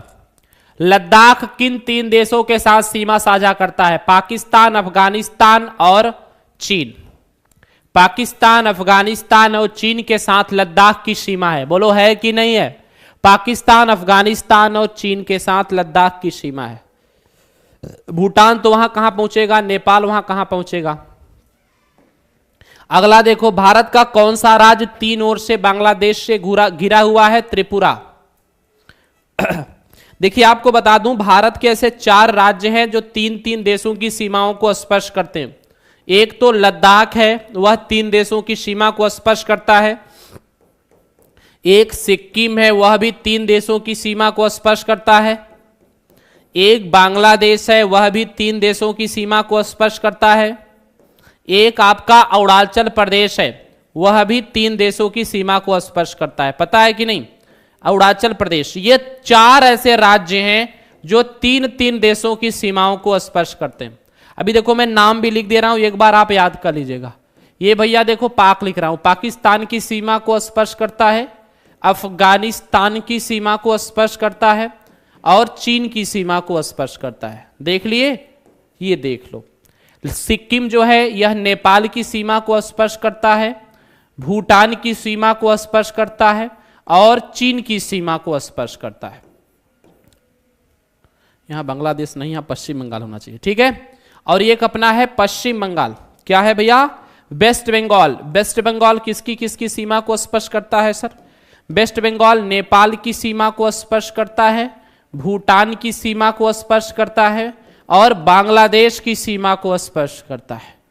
बांग्लादेश की सीमा को स्पर्श करता है। उसके बाद एक राज्य है अरुणाचल प्रदेश। यह भैया भूटान की सीमा को स्पर्श करता है, म्यांमार की सीमा को स्पर्श करता है और चीन की सीमा को स्पर्श करता है। ये ऐसे 4 राज्य हैं जो 3-3 देशों की सीमा को स्पर्श करते हैं। हाँ लिख दिया भैया, लिख दिया, सब लिख दिया, परेशान मत हो। आइएगा अगला क्वेश्चन देखो क्या है। भूटान के साथ भारत की कुल सीमा रेखा की लंबाई कितनी है? 699 किलोमीटर की। 106 किलोमीटर की किसके साथ है सर? अफगानिस्तान के साथ है, सबसे छोटी सीमा रेखा है। कितनी बार बताऊंगा भाई, अलग अलग क्वेश्चन के हिसाब से भी बता दिया। ये नेपाल के साथ हमारी सीमा साझा हो रही है और भैया ये 1643 किलोमीटर ये हमारी म्यांमार के साथ सीमा साझा हो रही है। अगला देखो क्या सवाल आ गया। म्यांमार की सीमा पर स्थित भारतीय राज्यों का, ध्यान दो बहुत अच्छा सवाल पूछा है, उत्तर से दक्षिण सही क्रम क्या है? तो सबसे पहले अरुणाचल प्रदेश होगा, उसके बाद नागालैंड, फिर मणिपुर, फिर Mizoram. Arunachal Pradesh, Nagaland, Manipur, Mizoram. Option number C right answer है। उत्तर से दक्षिण पूछा है ना?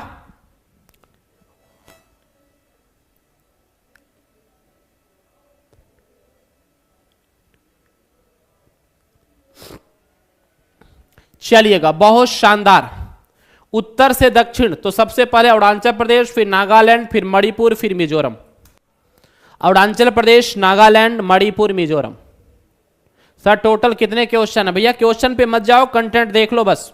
निम्नलिखित में से कौन सा राज्य नेपाल के साथ सीमा साझा नहीं करता? उत्तर प्रदेश करता है, बिहार, हिमाचल प्रदेश नहीं करता, बिहार भी करता है, उत्तराखंड भी करता है, हिमाचल प्रदेश नहीं करता है। सब पढ़ा दिया हूं। अगला सवाल देखो, भारत के कितने पड़ोसी देश जलीय सीमा साझा करते हैं? भारत के कितने पड़ोसी देश जलीय सीमा, मैरिटाइम बॉर्डर साझा करते हैं? अब देखो यहां पर 2 सवाल आएगा। यहां पर आपको कई बातें मैं बताऊंगा, गलतियां मत करना। कितने हैं जो जलीय पड़ोसी देश हैं? जलीय पड़ोसी देश। 38 नंबर सवाल, जलीय पड़ोसी देशों की संख्या कितनी है? 5 जलीय पड़ोसी देश। अब देखो यहां पर आप कहोगे सर हमने तो 2 सुना था, आप 5 बता रहे हो, देखो बता रहा हूं ना कैसे। 5 देश कौन कौन से हैं? तो एक तो श्रीलंका है, एक तो श्रीलंका है, एक तो मालदीव है। आपकी जानकारी के लिए बता दूं, पाकिस्तान भी जलीय सीमा स्पर्श करता है, बांग्लादेश भी जलीय सीमा, बांग्लादेश भी जलीय सीमा स्पर्श करता है।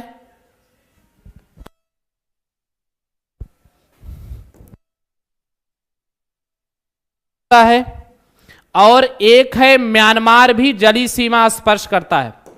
बोलो, ये 5 हैं, यह 5 हैं। अच्छा, 2 अगर आपसे पूछता केवल जलीय सीमा स्पर्श करने वाले, तो केवल जलीय सीमा वाले 2 हैं, केवल जलीय सीमा वाले 2 हैं, और वह केवल श्रीलंका और मालदीव हैं। श्रीलंका और मालदीव हैं जो केवल जलीय सीमा को स्पर्श करते हैं। जलीय और स्थलीय दोनों को स्पर्श करने वाले 3 हैं, जलीय और स्थलीय।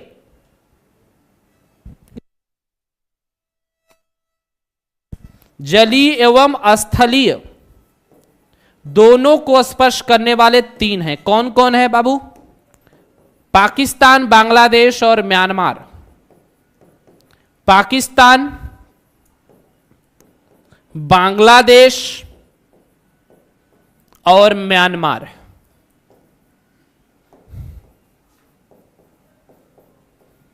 पूरा आपका देखो स्पष्ट कर दिया हमने, पूरा हमने आपका स्पष्ट कर दिया।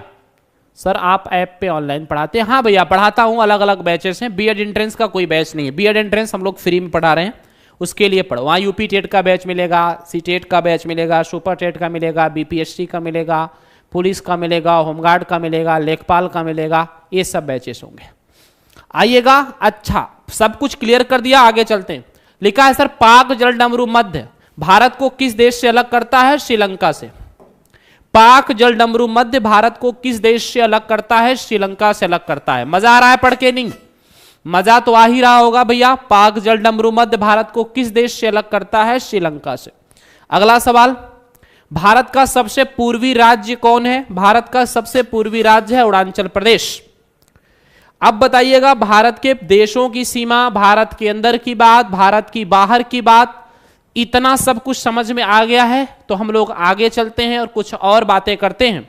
अब मुझे लगता है कि अब हम लोग कृषि के सवालों को करेंगे, अब हम लोग एग्रीकल्चर के सवालों को करेंगे। भारत का इंट्रोडक्शन तो काम भर के लिए हो गया यार, भारत के इंट्रोडक्शन से इसके अलावा कोई सवाल नहीं आएगा, नहीं आएगा, नहीं आएगा, ये मेरी गारंटी है। आइएगा आगे चलते हैं और हम कृषि के सवालों को करेंगे। भारत में हरित क्रांति का जनक किसे कहा जाता है? पहले आप ये समझिएगा कि हरित क्रांति का मतलब क्या था, हरित क्रांति क्यों आई थी, हरित क्रांति का उद्देश्य क्या था। हरित क्रांति का मतलब था कृषि उत्पादन को बढ़ावा देना, कृषि उत्पादन को बढ़ावा देना या कृषि उत्पादन को बढ़ाना। इसमें HYV का प्रयोग हुआ, हाई यील्डिंग वेराइटीज, उच्च उत्पादन वाली किस्मों का। और भारत में हरित क्रांति का जनक माना जाता है MS स्वामीनाथन को, MS स्वामीनाथन को माना जाता है। नॉर्मन बोरलॉग को विश्व स्तर पर हरित क्रांति का जनक कहा जाता है, विश्व स्तर पर हरित क्रांति का जनक, हरित क्रांति का जनक किसको कहा जाता है? नॉर्मन बोरलॉग को। वर्गीस कुरियन को भैया श्वेत क्रांति का जनक कहा जाता है, ये भारत के ही हैं। श्वेत क्रांति का मतलब क्या था? दुग्ध उत्पादन को बढ़ावा देना। अभी हालांकि आगे आएगा जरूर, बट देख लेते हैं। दुग्ध उत्पादन को बढ़ावा देना, दुग्ध उत्पादन को बढ़ावा देना, ये श्वेत क्रांति का थे। हीरालाल चौधरी को नीली क्रांति का जनक कहा जाता है, नीली क्रांति का जनक। नीली क्रांति का जनक। भैया मेरी क्लास का मतलब ही है एक क्वेश्चन से 4-5 क्वेश्चन को तैयार करना। नीली क्रांति का जनक। चलिएगा आगे चलते हैं भैया। अगला सवाल है, पीली क्रांति का संबंध किससे है? पीली क्रांति का मतलब होता है तिलहन उत्पादन को बढ़ावा देना। पीली क्रांति का मतलब होता है तिलहन उत्पादन को बढ़ावा देना। अब भारत में तिलहन क्रांति मतलब पीली क्रांति के जनक सैम पित्रोदा को कहा जाता है। सैम पित्रोदा को पीली क्रांति का जनक कहा जाता है, याद रखिएगा। फल उत्पादन को स्वर्ण क्रांति या सुनहरी क्रांति कहते हैं। स्वर्ण क्रांति या सुनहरी क्रांति कहा जाता है फल उत्पादन को, ये याद रखना है। अंडा उत्पादन को रजत क्रांति कहा जाता है। रजत क्रांति, सिल्वर रेवोल्यूशन। दुग्ध उत्पादन को श्वेत क्रांति कहा जाता है। दुग्ध उत्पादन को श्वेत क्रांति कहा जाता है। बोलो इतनी बातें हो गई कि नहीं?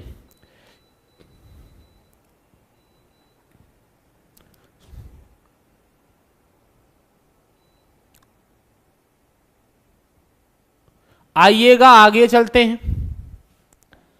लिखा क्या है? Operation flood. देखो भैया ऑपरेशन फ्लड जो था ना, यह दुग्ध उत्पादन से ही संबंध रखता था। श्वेत क्रांति को ही ऑपरेशन फ्लड कहा गया है। श्वेत क्रांति को ही ऑपरेशन फ्लड कहा गया है। अच्छे से आप अगर जवाब दोगे तो अच्छा लगेगा, मजेदार तरीके से सारी चीजें आपके लिए बेहतर होंगी।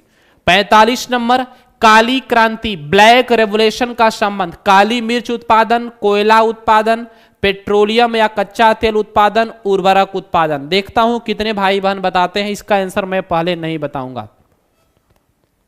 काली क्रांति। भाई शेयर वेयर कर दो यार, इतना कम संख्या बताओ। इतनी अच्छी क्लास में सूट कर रहा है कहीं से? मुझे तो यार कहीं से सूट नहीं कर रहा है। काली क्रांति भैया यह पेट्रोलियम और कच्चा तेल उत्पादन से संबंधित है। उर्वरक उत्पादन को धूसर क्रांति कहते हैं। कभी कभी भूरी क्रांति को भी सही मान लेता है। धूसर क्रांति कहते हैं, कभी कभी भूरी क्रांति को भी सही मान लेता है। इंद्रधनुषीय क्रांति का संबंध क्या है? इंद्रधनुषीय क्रांति जैविक खेती को बढ़ावा देना, फलों का विकास करना, सिंचाई सुविधाओं का विस्तार करना, कृषि के सभी क्षेत्रों का समग्र विकास। इंद्रधनुषीय क्रांति। तो भैया इंद्रधनुषीय क्रांति की अगर मैं बात करूं तो यह होगा कृषि के सभी क्षेत्रों का विकास। जैविक खेती के लिए होता है सदाबहार क्रांति, एवरग्रीन रेवोल्यूशन। सदाबहार क्रांति भैया, सदाबहार क्रांति जो है वह जैविक खेती के लिए होता है, तो आप जैविक खेती के लिए याद कर सकते हो। 46 नंबर, भारत में झूम कृषि मुख्य रूप से किस क्षेत्र में की जाती है? आपको पता है झूम कृषि को शिफ्टिंग कल्टीवेशन, स्थानांतरित कृषि भी कहा जाता है।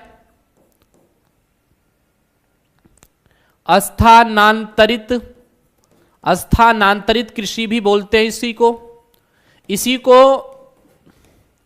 कर्तन एवं दहन कृषि भी, जलाओ और काटो, कर्तन एवं दहन कृषि भी कहा जाता है।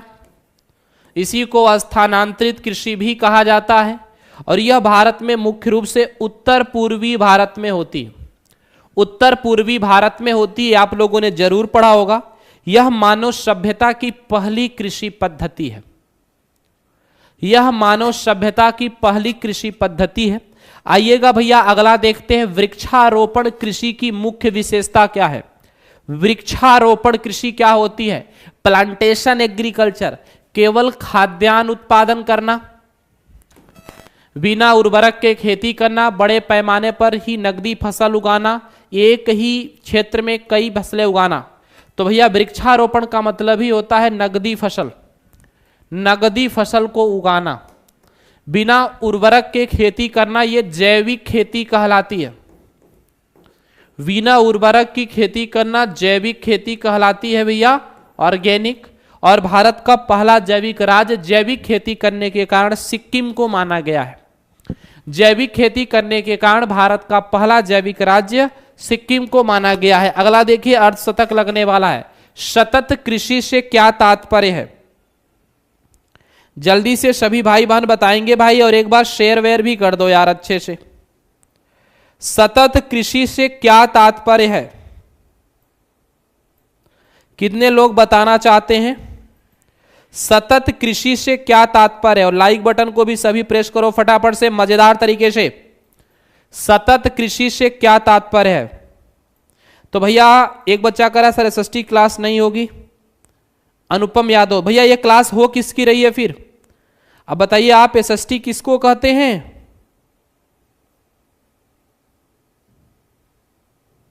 बताइए तो सही। केवल मशीनों का प्रयोग, भूमि की उर्वरता बनाए रखते हुए खेती करना, अधिकतम उर्वरकों का प्रयोग। तो भैया ये क्या होगा? यह क्या होगा? यही तो है ना, भूमि की उर्वरता शक्ति बनाए रखने के साथ साथ खेती करना, यही होता है सतत कृषि। इसी को सतत कृषि बोलते हैं भैया, सस्टेनेबल एग्रीकल्चर। ऑप्शन नंबर 20 का राइट आंसर हो जाएगा। अगला सवाल देखो क्या है। अगला सवाल है, विश्व में जैविक खेती करने का भारत का पहला पूर्ण राज्य कौन सा है? सिक्किम। सिक्किम भैया 2016 में ही जैविक राज्य बन गया। 2016 से यह जैविक राज्य घोषित किया गया है। यहां जैविक कृषि करने के कारण यह जैविक राज्य है भैया, 2016 से ही जैविक कृषि करने के कारण। तो आप इसको याद कर सकते हैं। चलिए भैया, अनुपम भैया एसएसटी की ही तो यार मुझे दिख रही है, बाकी आप सोच लो किसकी हो रही है किसकी नहीं हो रही है। नेक्स्ट देखिएगा 50 भैया, समोच्च कंटोर विधि क्या होती है? बहुत पढ़ा होगा आप लोगों ने। कंटूर विधि मैदानी इलाकों में होती है, दलदली इलाकों में, रेगिस्तानी में या ढलानों पर। आप लोगों ने इसको जरूर पढ़ा होगा। कंटूर विधि वाली खेती क्या होती है? कंटूर विधि वाली खेती क्या होती है, इसको आप लोगों ने जरूर से जरूर पढ़ा होगा। जल्दी से बताइएगा। समोच्च खेती कंटोर फार्मिंग कहां पर की जाती है? यह पहाड़ी क्षेत्रों में जो ढलानों पर खेती की जाती है ना, उसी को कंटूर फार्मिंग कहा जाता है। जो ढलानों पर खेती की जाती है ना, उसी को कंटूर फार्मिंग कहा जाता है। यह कहां पर होती है भैया? यह पहाड़ी ढलानों पर होती है। यह पहाड़ी ढलानों पर होती है। अगला देखो क्या है, लिखा है भारत में न्यूनतम समर्थन मूल्य एमएसपी की घोषणा कौन करता है? ये थोड़ा सा मुझे गलत लग रहा है ऑप्शन। भारत में न्यूनतम समर्थन मूल्य एमएसपी की घोषणा कौन करता है, ये सवाल पूछा है। इसके ऑप्शन थोड़ा सा गलत है। ध्यान से इसको सब हटा के हम आपको बता देते हैं इसके बारे में। इसके ऑप्शन मुझे मैच नहीं करते हुए नजर आ रहे हैं। देखिए भैया, एमएसपी के बारे में बात करें तो एमएसपी मतलब होता है न्यूनतम समर्थन मूल्य। इसमें क्या होता है? कृषि फसलों का मूल्य निर्धारण होता है। कृषि फसलों का न्यूनतम मूल्य निर्धारण होता है। न्यूनतम मूल्य निर्धारण। तो कृषि फसलों का जो न्यूनतम मूल्य निर्धारण है वो ये है। अब ये भारत में इसकी शुरुआत कब हुई एमएसपी की? भारत में एमएसपी की शुरुआत कब हुई? 1966 से। भारत में एमएसपी की शुरुआत होती है 1966 से। किस फसल पर पहली बार गेहूं पर एमएसपी दिया गया था? पहली बार गेहूं पर जो है एमएसपी दिया गया था, ये नोट करना है। और सबसे बड़ी बात है, वर्ष में 2 बार यह जारी होता है। वर्ष में 2 बार, वर्ष में 2 बार यह जारी होता है। खरीफ के फसल के पहले और रबी के फसल के पहले। खरीफ के पहले और रबी के पहले। खरीफ के फसल के पहले, खरीफ के फसल के पहले और रबी के फसल के पहले। वर्ष में 2 बार यह जारी होता है, खरीफ के पहले और रबी के पहले। अब आपका सवाल है पूरी बात सुन लो, डिटेल में बता दे रहा हूं। खरीफ के फसल के पहले और रबी के फसल के पहले। अब दो सबसे बड़ी चीज यह है, वर्तमान में 22 कृषि फसलों पर एमएसपी जारी होती है। वर्तमान में 22 कृषि फसलों पर एमएसपी जारी होती है, जो कि आपको शायद पता होना चाहिए। इसके अलावा आपको और बता देना चाहता हूं, जो शायद आपको और पता होना चाहिए, कि इसका जो अनुमोदन है वो एक विभाग करता है अनुमोदन। उसका नाम है CACP, commission for agriculture cost and price, यानी कृषि लागत एवं मूल्य आयोग। ये अनुमोदन करता है। कृषि लागत एवं मूल्य आयोग जो है, यह एमएसपी का क्या करता है? अनुमोदन करता है। ये याद रखिएगा। इसकी घोषणा करने का काम कृषि एवं सहकारिता विभाग का है। अगर घोषणा बस पूछा जाए तो यह कृषि एवं सहकारिता विभाग, जो कृषि मंत्रालय का विभाग है, कृषि एवं सहकारिता विभाग, कृषि एवं सहकारिता विभाग जो है, यह इसकी घोषणा करता है। और कोई ये नहीं बताता, लोग CACP ही बता देते हैं। चलिए भैया चलिए भैया अगला सवाल देख लेते हैं, 52 नंबर। वर्तमान में कितनी फसलों पर एमएसपी की घोषणा की जाती है? तो भैया वर्तमान में 22 फसलों पर एमएसपी की घोषणा की जाती है। कहीं कहीं बहुत सारे लोग बताने वाले 23 भी बता देते हैं, बट याद रखिएगा 2025 में भी 22 फसलों पर ही जारी हुआ है। 22 फसलों पर एमएसपी जारी हुआ है, ये याद रखिएगा। बताने को लोग 23 बता देते हैं। गन्ना के लिए एमएसपी नहीं होता, गन्ना को लोग शामिल कर लेते हैं। नोट करिएगा, गन्ना के लिए एमएसपी नहीं है। गन्ना के लिए एमएसपी नहीं है। तो सर गन्ना के लिए एमएसपी नहीं है तो फिर क्या है? गन्ना के लिए एफआरपी जारी होती है। FRP, fair and remunerative price.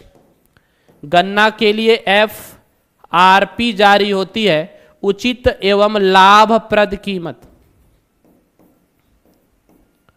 उचित एवं लाभप्रद कीमत, उचित एवं लाभप्रद कीमत, फेयर एंड रिम्यूनरेटिव प्राइस, ये गन्ना के लिए जारी होती है। लिखा है गन्ने के लिए, देखो आ गया। गन्ने के लिए क्या घोषित किया जाता है? उचित एवं लाभप्रद कीमत। यह कौन जारी करता है? यह जारी करता है, इसकी घोषणा करता है आर्थिक मामलों की मंत्रिमंडलीय समिति। इसकी घोषणा कौन करता है? आर्थिक मामलों की मंत्रिमंडलीय समिति। नोट करिएगा, आर्थिक मामलों की मंत्रिमंडलीय समिति। आर्थिक मामलों की मंत्रिमंडलीय समिति जो है इसकी घोषणा करती है। आर्थिक मामलों की मंत्रिमंडलीय समिति, यह भैया इसकी घोषणा करती है। तो इसको आप बहुत अच्छे तरीके से पढ़ लीजिएगा, इसको आप बहुत अच्छे तरीके से पढ़ लीजिएगा।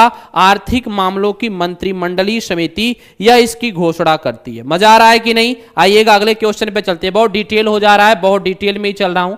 लिखा है सर प्रधानमंत्री फसल बीमा योजना की शुरुआत कब किया गया? ये आप लोग बताएंगे, सभी लोग बताएंगे। प्रधानमंत्री फसल बीमा योजना की शुरुआत कब किया गया?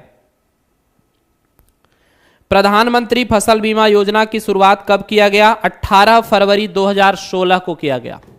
कब किया गया? 18 फरवरी 2016 को किया गया। 18 फरवरी 2016 को, 18 फरवरी 2016 को किया गया प्रधानमंत्री फसल बीमा योजना। नेक्स्ट क्वेश्चन, भारत में राष्ट्रीय कृषि और ग्रामीण विकास बैंक जो नाबार्ड है, जो कृषि के लिए काम करने वाली संस्था है, उसकी स्थापना 1982 12 जुलाई को किया गया था।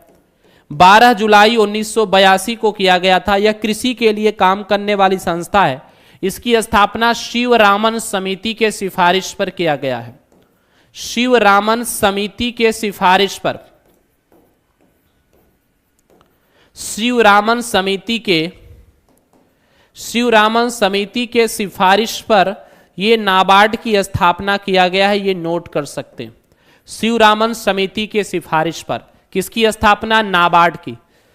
इसका मुख्यालय कहां पर है? इसका मुख्यालय है मुंबई में। यह कृषि विकास के लिए काम करता है। इसका मुख्यालय कहां है भैया? मुंबई में है। केबी साजी इसके अध्यक्ष हैं। भारत में सर्वाधिक क्षेत्रफल पर किस प्रकार की मिट्टी पाई जाती है? बताइएगा। बहुत अच्छा सवाल है, बहुत इंपॉर्टेंट है। भारत में सबसे ज्यादा कौन सी मिट्टी पाई जाती है? लाल मिट्टी, जलोढ़ मिट्टी, काली मिट्टी, लैटराइट मिट्टी। भारत में सबसे ज्यादा कौन सी मिट्टी पाई जाती है? मैंने बोला ना भैया, जो टॉपिक बता दूंगा उसको याद कर लेना। भारत में कौन सी मिट्टी सबसे ज्यादा पाई जाती है?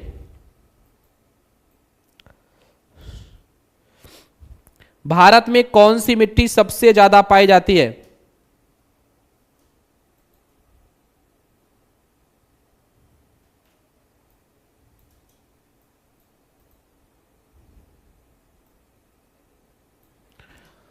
तो भैया भारत में सबसे ज्यादा मिट्टी पाई जाती है जलोढ़, लगभग 43%। भारत में सबसे ज्यादा पाई जाने वाली मिट्टी है जलोढ़, लगभग 43%। और यह सबसे उपजाऊ भी होती है, सबसे ज्यादा उपजाऊ होती है, सबसे ज्यादा उपजाऊ होती है।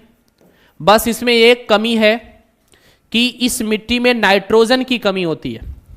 जलोढ़ मृदा में यह नदियों द्वारा निर्मित होती है, नदियों द्वारा यह निर्मित होती है। और आप सभी को पता होगा पूरा का पूरा उत्तर भारत पूरा का पूरा जलोढ़ मृदा से निर्मित है। उत्तर भारत का मैदान, उत्तर प्रदेश, मध्य प्रदेश, उत्तर प्रदेश, बिहार, हरियाणा, पंजाब, पश्चिम बंगाल, उत्तर भारत का मैदान पूरा का पूरा जलोढ़ मृदा से निर्मित है। जलोढ़ मृदा दो प्रकार की होती है। कितने लोगों को पता है?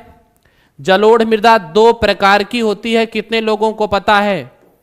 दो प्रकार की होती है, एक बांगर और एक खादर।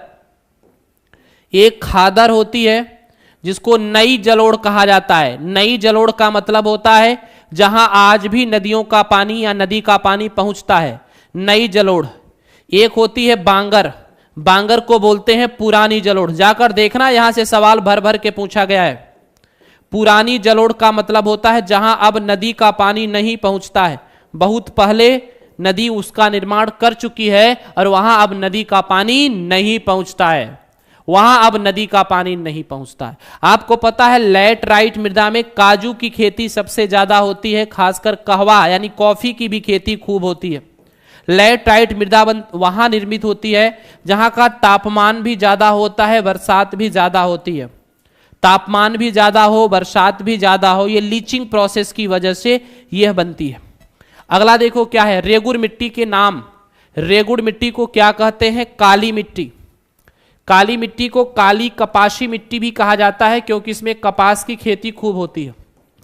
इसको काली कपासी मिट्टी भी कहा जाता है, काली कपासी मिट्टी भी कहा जाता है। इसी को चारनोजम भी बोलते हैं अंतरराष्ट्रीय स्तर पर, ब्राजील जैसे देशों में चारनोजम भी कहा जाता है। जल धारण की क्षमता सबसे ज्यादा काली मिट्टी में होती है। जल धारण की क्षमता जो होती है सबसे ज्यादा होती है इसमें। जल धारण की क्षमता सबसे ज्यादा कौन सी मिट्टी में होती है? काली मिट्टी में होती है, ये याद रखिएगा, बहुत शानदार। काली मिट्टी का निर्माण मुख्य रूप से किससे हुआ है? काली मिट्टी का निर्माण आग्नेय चट्टानों से हुआ है, याद रखिएगा। इसका निर्माण मुख्य रूप से आग्नेय चट्टानों से हुआ है, आग्नेय चट्टानों से हुआ है, ये आप सबको पता है। लाल मिट्टी लाल क्यों होती है? आयरन ऑक्साइड के कारण। आयरन ऑक्साइड के कारण यह मिट्टी क्या होती है? लाल होती है। आयरन ऑक्साइड के उपस्थिति के कारण यह लाल होती है। उपस्थिति के कारण यह जो होती है वह क्या होती है? लाल होती है। अगला देख लेते हैं क्या है। आयरन ऑक्साइड के उपस्थिति के कारण यह लाल होती है। लिखा है काली मिट्टी का काला रंग किसकी उपस्थिति के कारण होता है? जल्दी से बताइएगा। काली मिट्टी का काला रंग किसकी उपस्थिति के कारण होता है? मैग्नीशियम कार्बोनेट, फास्फोरस, टिटेनीफेरस मैग्नेटाइड या ह्यूमस। देखते हैं कितने बच्चे बताते हैं इस सवाल का जवाब, फटाफट से बताइएगा। काली मिट्टी का काला रंग किसकी उपस्थिति के कारण होता है?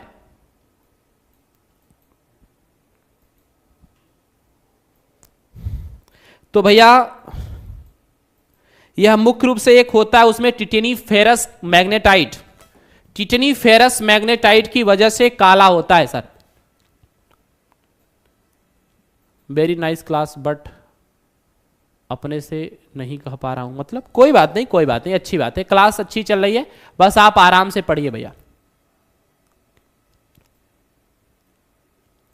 क्यों बात नहीं करोगे? एक बच्चा करा है सर ओके सॉरी, अच्छा मेरे से नहीं किसी और से। हाँ साइंस वाले भी कर ले भैया, जीएस वाला पोर्शन तो सब में आएगा ना, जीएस वाला तो सबके लिए कॉमन ही है। अगला देखिएगा क्या है, पुरानी जलोढ़ मृदा को क्या कहते हैं? देखो आ गया, पुरानी जलोढ़ मृदा को क्या कहते हैं? पुरानी जलोढ़ मृदा को कहते हैं बांगर। नई जलोढ़ मृदा को क्या कहते हैं? खादर। नई जलोढ़ मृदा को क्या कहते हैं? New alluvial soil. New alluvial soil, old alluvial soil. नई जलोढ़ मृदा को क्या कहते हैं? खादर कहते हैं। ये भावर वो होता है बच्चे जो कंकड़ पत्थर वाला क्षेत्र होता है, जहां पे कंकड़ पत्थर छोटे छोटे ज्यादा पाए जाते हैं। शिवालिक श्रेणी के, जो हिमालय की शिवालिक श्रेणी है, शिवालिक श्रेणी के दक्षिण का हिस्सा, शिवालिक श्रेणी के दक्षिण एक पतली पट्टी, एक पतली पट्टी जो है वही है, इसी को कहते हैं भावर। अगला देख लेते हैं क्या है, लैटराइट मिट्टी मुख्य रूप से किन क्षेत्रों में पाई जाती है? मैंने बताया है ना, जहां पर अधिक वर्षा और उच्च तापमान ज्यादा होता है, जहां पे बरसात भी ज्यादा होती है और तापमान भी ज्यादा होता है, लीचिंग प्रोसेस होता है, निक्षालन की वजह से जो बालू होती है वो नीचे चली जाती है और ऊपर की मिट्टी एकदम पतली हो जाती है और बहुत ही शानदार बन जाती है, और वह रेती क्या बोलते हैं, ये भूमध्य रेखीय क्षेत्रों में ज्यादा होती है। मैंने पहले ही बता दिया भैया। 61 नंबर, खरीफ की फसलों की बुआई कब की जाती है? पूरी बात ध्यान से अब सुन लो, 1 मिनट में कोई भी सवाल आएगा, यहां से भी एक सवाल बनने के चांस होते हैं। एक होता है खरीफ की फसल, एक होती है रबी की फसल, और एक होती है जायद की फसल। तीनों का एक साथ पढ़ लो, खरीफ, रबी और जायद। लिखा है खरीफ के फसल की शोविंग पूछा होगा, शोविंग पूछा है और हार्वेस्टिंग भी पूछता है ना, कटाई, तो दोनों याद रखिएगा। जायद की फसल, खरीफ के फसल की बुआई और जायद रबी, सब देखो, दोनों पॉइंट देख लो, बुआई और कटाई दोनों देखना है भैया, बुआई और कटाई। तो खरीफ के फसल की बुआई कब होती है सर? जून जुलाई के महीने में होती है सर, जून जुलाई के महीने में होती है। कटाई कब होती है सर? अक्टूबर नवंबर के महीने में होती है। रबी के फसल की बुआई कब होती है सर? अक्टूबर नवंबर में। कटाई शुरू हो गई है सर, हो गई है कि नहीं भैया बताइए। यहां बुआई कब होती है सर? अक्टूबर नवंबर में होती है। कटाई शुरू हो गई है, मार्च अप्रैल में होती है, मार्च अप्रैल में। जायद की फसलों की बुआई बसंत ऋतु के आसपास फरवरी मार्च में ही हो जाती है, मे भी। इसमें मौसमी फल एवं सब्जियां आते हैं बेसिकली, और इसकी जो कटाई हो जाती है मई जून तक हो जाती है, मानसून आने के पहले पहले हो जाती है, मई जून तक कटाई हो जाती है। तो अगर आप बहुत ध्यान से देखोगे तो भैया ये जो जायद की खरीफ की फसल की बुआई पूछा था, ये जून जुलाई होगा। खरीफ की फसल की बुआई जो होगा वो जून जुलाई होगा भैया। अगला देखो क्या है, संख्या कम हो रही है, बताओ ऐसे कैसे काम चलेगा? निम्नलिखित में से कौन सी रबी की फसल है? बोलो भैया किसान भाई लोग। रबी की फसल कपास, कपास खरीफ की फसल है, कपास खरीफ की फसल है। गेहूं रबी की फसल है, धान खरीफ की फसल है, मूंगफली खरीफ की फसल है। तो सर गेहूं की फसल, गेहूं हो गया, सरसों हो गया,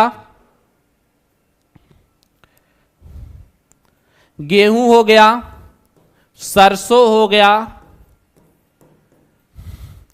चना हो गया, जौ हो गया, मटर हो गया, मसूर हो गया, लहसुन हो गया, प्याज हो गया। ये सब किसके अंतर्गत आती हैं? ये सब रबी की फसल के अंतर्गत आती है। भैया टेलीग्राम पर नहीं आता है, ऐप पर आता है। अगला देखो क्या है, जायद फसलों का समय कौन सा होता है? जायद फसलों का समय भैया मार्च से जून तक होता है। जायद फसलों का समय मार्च से जून तक होता है। कब से कब तक होता है? मार्च से जून तक होता है। आइएगा अगला देख लेते हैं क्या है। लिखा है भारतीय कृषि अनुसंधान परिषद का मुख्यालय, ICAR का मुख्यालय पूछ रहा है, Indian council of agriculture research. भारतीय कृषि अनुसंधान परिषद की स्थापना कब किया गया? आपको पता है 1929 में किया गया था, 16 जुलाई 1929 को। इसका मुख्यालय नई दिल्ली में है। भारतीय कृषि अनुसंधान परिषद की स्थापना हुई थी 16 जुलाई 1929।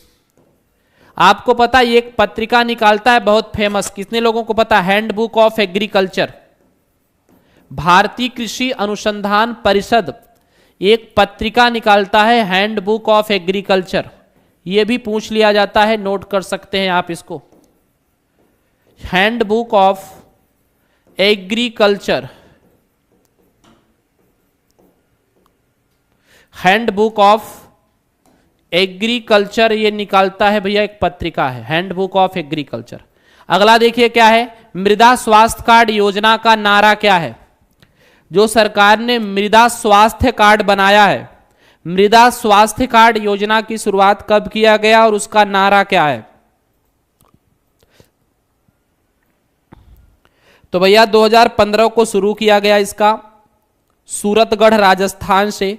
स्वस्थ धरा खेत हरा, स्वस्थ धरा खेत हरा 19 फरवरी 2015 सूरतगढ़ राजस्थान से इसकी शुरुआत हुई है। 19 फरवरी 2015 सूरतगढ़ राजस्थान से इसकी शुरुआत हुई है। शुरुआत इसकी हुई है कहां से? राजस्थान के सूरतगढ़ से। राजस्थान के सूरतगढ़ से इसकी शुरुआत हुई है, तो यह भी आप नोट करके चलिएगा। अगला देखो क्या है, भारत का कौन सा राज्य अनाजों का कटोरा कहा जाता है? उत्तर प्रदेश को। उत्तर प्रदेश को अनाज का कटोरा कहते हैं भैया, सबसे ज्यादा अनाज यहीं पर होता है। भारत के किस राज्य को अनाज का कटोरा कहा जाता है? हरियाणा को कि उत्तर प्रदेश को? अच्छा, अनाज अन्न का कटोरा पूछा है ना, सॉरी, अन्न का कटोरा भैया पंजाब को कहते हैं, माफ कीजिएगा, अन्न का कटोरा पंजाब को कहते हैं, सॉरी सॉरी सॉरी। अन्न का कटोरा किसको कहते हैं? पंजाब। पंजाब लगा देना आप लोग, थोड़ा सा समझने में भूल हो गई है। अन्न का कटोरा।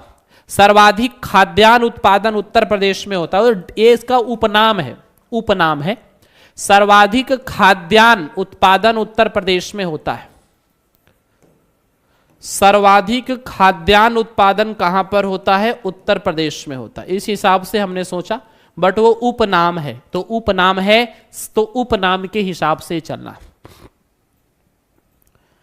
चलिएगा अगला क्वेश्चन देख लेते हैं। 67 नंबर सवाल, राष्ट्रीय बागवानी मिशन की शुरुआत कब किया गया? नेशनल हॉर्टिकल्चर मिशन 2004-5 में, 2003-4 में, 2005-6 में। यह आसान सा सवाल है, सभी लोग बताएंगे। राष्ट्रीय बागवानी मिशन की शुरुआत कब किया गया? राष्ट्रीय बागवानी मिशन की शुरुआत ये 2005-6 में किया गया जी। हॉर्टिकल्चर मिशन 2005-6 में। अगला सवाल देखो क्या है, कॉफी उत्पादन में भारत का अग्रणी राज्य कौन है? भारत में सबसे ज्यादा कॉफी कहां होती है? एरोस्टा वेरोस्टा ये आपकी कर्नाटक में होती है। विश्व स्तर पर ब्राजील में होती है, आपको पता होगा। विश्व स्तर पर कॉफी का सबसे ज्यादा उत्पादन कहां पर होता है? ब्राजील में। विश्व स्तर पर कॉफी का सबसे ज्यादा उत्पादन कहां पर होता है? ब्राजील में होता है। विश्व स्तर पर कॉफी का सबसे ज्यादा उत्पादन कहां पर है? ब्राजील में। ठीक है, ब्राजील में होता है जी कॉफी का सबसे ज्यादा उत्पादन। आइएगा अगला देख लेते हैं। लिखा है पीली मिट्टी का रंग पीला क्यों दिखाई देता है? नाइट्रोजन की कमी के कारण, अधिक जल के अवशोषण के कारण, लोहे के ऑक्सीकरण के कारण, या चूने की अधिकता के कारण? बहुत शानदार सवाल पूछा है। पीली मिट्टी का रंग पीला क्यों दिखाई देता है?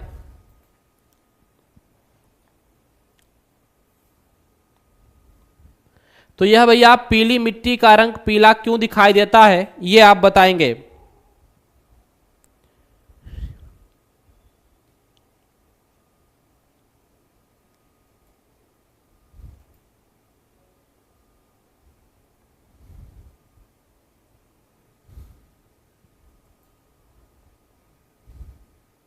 तो जल के अधिक अवशोषण के कारण वो दिखाई देता है।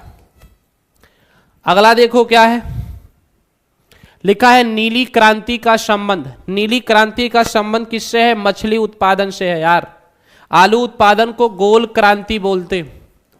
कृषि से महत्वपूर्ण सवाल जितने इंपॉर्टेंट बन सकते थे हमने आपको करा दिए। उर्वरक को हम लोग भूरी क्रांति बोलते हैं, लेकिन कभी कभी धूसर क्रांति भी सही मान लेता है, ध्यान दीजिएगा। कभी कभी धूसर क्रांति को भी सही मान लेता है, इसलिए हम दोनों लिख करके चलते हैं। दोनों आएगा तो भूरी लगा देना। रेशम उत्पादन को सेरीकल्चर कहा जाता है। रेशम उत्पादन को क्या कहा जाता है? सेरीकल्चर कहा जाता है।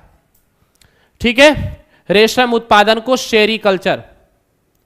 तो आप लोग भैया भागने के चक्कर में बहुत तेजी से पड़े रहते हैं। आइएगा, जनसंख्या का सवाल होगा। भारत में पहली बार जनगणना किसके कार्यकाल में संपन्न हुई थी? आपको पता है भारत में पहली बार जनगणना 1872 में हुई थी, लॉर्ड मेयो के शासनकाल में।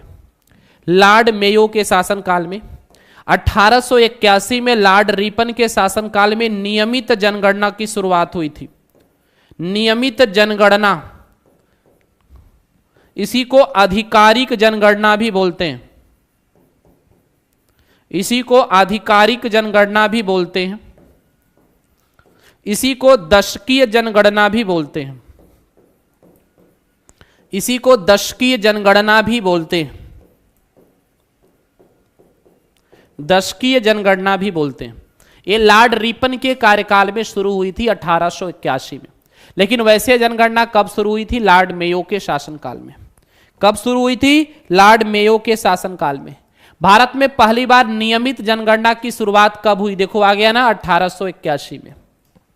1881 में हुई थी जी। 1881 में पहली बार नियमित जनगणना की शुरुआत हुई थी। नेक्स्ट सवाल देखो क्या है, जनगणना के इतिहास में किस वर्ष को ग्रेट डिवाइडिंग ईयर बोला जाता है? 1921 को महाविभाजक वर्ष। 1951 को लघु विभाजक वर्ष। लघु विभाजक वर्ष। 1931 में पहली बार जातिगत जनगणना। पहली बार जातिगत जनगणना। तो पहली बार जातिगत जनगणना कब हुई थी? 1931 में। महाविभाजक वर्ष 1921 को, क्योंकि उसके बाद जनसंख्या सिर्फ लगातार बढ़ी है, कभी घटी ही नहीं है। 1921 में घट गई थी 1911 की तुलना में। अगला देखो क्या है, 2011 की जनगणना स्वतंत्रता के बाद कौन सी जनगणना है? भैया 51 है, 61 है, 71 है, 81 है, 91 है, 1001 है, 11 है। तो 7वीं जनगणना होगी मेरे हिसाब से। स्वतंत्र भारत के बाद 7वीं जनगणना।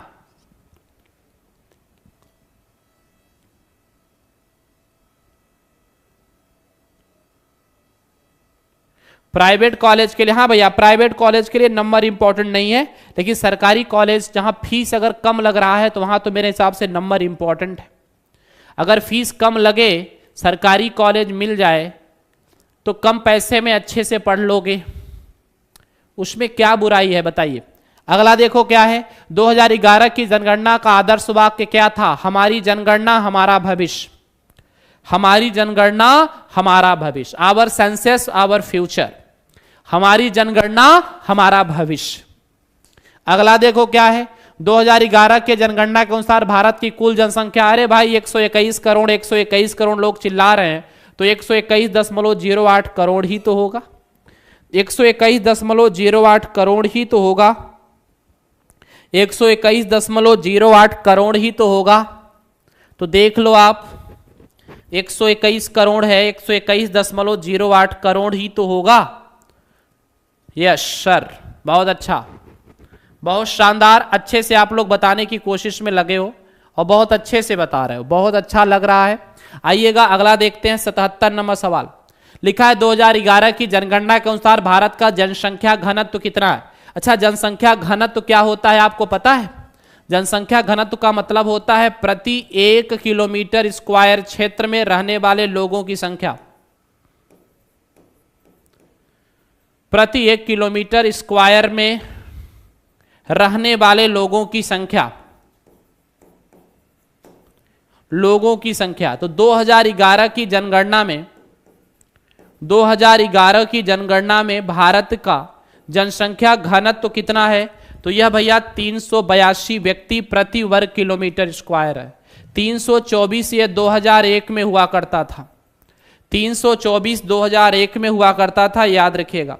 सबसे ज्यादा जनसंख्या घनत्व बिहार का, सबसे कम अरुणाचल प्रदेश का, सबसे ज्यादा बिहार का, सबसे कम अरुणाचल प्रदेश का। अगला सवाल देखो क्या है, 2011 के जनगणना के अनुसार लिंगानुपात कितना है भारत का? लिंगानुपात समझते हैं क्या होता है?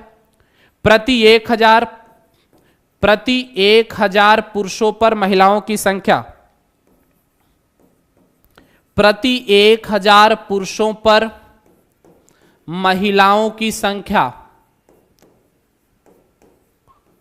महिलाओं की संख्या, प्रति 1000 पुरुषों पर महिलाओं की संख्या, यह भैया लिंगानुपात 943 महिला।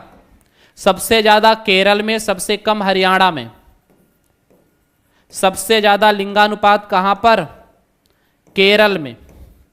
सबसे कम कहां पर? हरियाणा में। 2011 का डाटा ही पूछा जाएगा आपके एंट्रेंस एग्जाम में, क्योंकि वही तो है और कोई थोड़ी ना है। अभी तो 2021 में जनगणना ही नहीं हुई, अब जाकर के होगी, अब जाकर के होगी। अगला देखो क्या है, 79, 2011 के जनगणना के अनुसार भारत की कुल साक्षरता दर, भारत की कुल, ऐसे डायरेक्ट सवाल बनते हैं भैया, भारत की कुल साक्षरता दर कितना %? 2011 की जनगणना में भारत की पुरुष साक्षरता दर कितना? अगर पुरुष पूछे तो भी बता देना।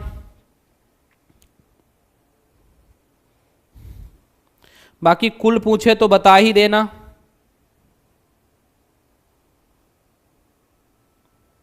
चलिएगा, कुल साक्षरता दर कितना थी भैया? 74.04%। अगर यहीं पे पुरुष साक्षरता पूछा जाए या अगर महिला साक्षरता पूछा जाए तो कितना बताओगे? पुरुष थी 82.14, 82.14। अगर यहीं पे महिला साक्षरता पूछा जाए तो 65 के आसपास थी क्या? 65.46%। और ओवरऑल कितनी थी? 74.04%, 74.04%। ये याद रखना है। 80 नंबर सवाल, 2011 की जनगणना के अनुसार सर्वाधिक जनसंख्या वाला राज्य कौन है? तो भैया उत्तर प्रदेश। सबसे कम सिक्किम। सबसे कम कौन? सबसे कम सिक्किम। ये सब आप लोग हमेशा से पढ़कर बैठे हो, इसलिए यहां पे बहुत समय नहीं लगाएंगे, फैक्ट है, याद करना है। न्यूनतम जनसंख्या वाला राज्य कौन है? सिक्किम। न्यूनतम जनसंख्या वाला राज्य। सर 100 क्वेश्चन है भैया, कुल मिलाकर 100, 10 मिनट में हो जाएगा। अगला देखो क्या है, सर्वाधिक जनसंख्या घनत्व वाला राज्य, सबसे ज्यादा जनसंख्या घनत्व बिहार की कितना भैया? 1106 व्यक्ति प्रति वर्ग किलोमीटर स्क्वायर। 1106 व्यक्ति प्रति वर्ग किलोमीटर स्क्वायर। अगर यहीं पे सबसे कम पूछ लेगा तो क्या बताओगे? सबसे कम पूछ लेगा तो अरुणाचल प्रदेश बता देना भैया। सबसे कम पूछ लेगा तो क्या बताओगे? अरुणाचल प्रदेश। अरुणाचल प्रदेश सबसे कम, तो भैया अरुणाचल प्रदेश का कितना है, 17 व्यक्ति प्रति वर्ग किलोमीटर स्क्वायर। 17 व्यक्ति प्रति वर्ग किलोमीटर स्क्वायर। वहां एक जिला तो ऐसा है जहां एक है, एक व्यक्ति प्रति वर्ग किलोमीटर स्क्वायर। अगला देखो क्या है, न्यूनतम जनसंख्या घनत्व वाला। देखो आ गया अरुणाचल प्रदेश, 17 व्यक्ति प्रति वर्ग किलोमीटर स्क्वायर। 17 व्यक्ति प्रति वर्ग किलोमीटर स्क्वायर। 17 व्यक्ति प्रति वर्ग किलोमीटर स्क्वायर। अगला देखो क्या है, सर्वाधिक लिंगानुपात वाला राज्य कौन है, केरल। न्यूनतम मैंने बता दिया था हरियाणा, मैंने पहले ही बता दिया था, न्यूनतम हरियाणा। अभी आपने देखा यूपीएसआई में डायरेक्ट पूछा सर्वाधिक साक्षरता, तुरंत बता दोगे केरल। डायरेक्ट पूछा था भाई, डायरेक्ट। अगला देखो क्या है क्वेश्चन, न्यूनतम लिंगानुपात वाला राज्य कौन सा है भैया, हरियाणा। हरियाणा, हरियाणा लिखा है तो इसको हरियाणा कर दो, न्यूनतम में हरियाणा। अगला देखो क्या है, 86 नंबर, 2011 की जनगणना के अनुसार सर्वाधिक साक्षरता वाला राज्य, यह भी भैया केरल नहीं रहा है, सबसे कम बिहार। न्यूनतम साक्षरता बिहार। ये सब छोटे छोटे क्वेश्चन है लेकिन डायरेक्ट पूछे जाते हैं। अभी आपसे पूछा है सर्वाधिक साक्षरता, अभी अभी यूपीएसआई जैसे एग्जाम में पूछ लिया है, आप अंदाजा लगा लो।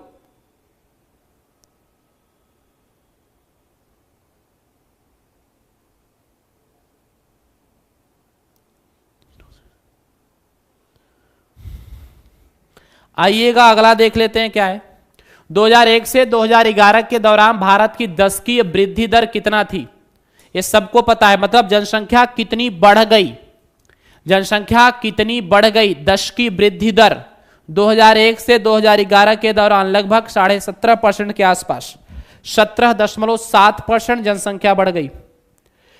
किस एकमात्र राज्य की जनसंख्या वृद्धि ऋणात्मक रही, मतलब आपको यह बताना होगा कि यार 2001 से लेकर 2011 के बीच किस राज्य की जनसंख्या कम हो गई, नागालैंड की। नागालैंड की जनसंख्या भैया घट गई यार, नागालैंड की जनसंख्या कम हो गई। नागालैंड की जनसंख्या क्या हो गई, नागालैंड की जनसंख्या कम हो गई। अगला देखो क्या है, सर्वाधिक नगरीय जनसंख्या प्रतिशत वाला राज्य। सर्वाधिक नगरीय जनसंख्या प्रतिशत, किस राज्य में लोग शहरों में ज्यादा रहते हैं, गोवा में, लेकिन जनसंख्या में सर्वाधिक शहरी जनसंख्या कहां आएगी, सर्वाधिक शहरी जनसंख्या कहां आएगी, वो महाराष्ट्र में। लेकिन अगर प्रतिशत में पूछा जाए तो क्या बता दोगे, गोवा में। अगर प्रतिशत में पूछा जाए तो क्या बता दोगे, गोवा में। प्रतिशत में गोवा में पूछा जाएगा, प्रतिशत में गोवा में पूछा जाएगा।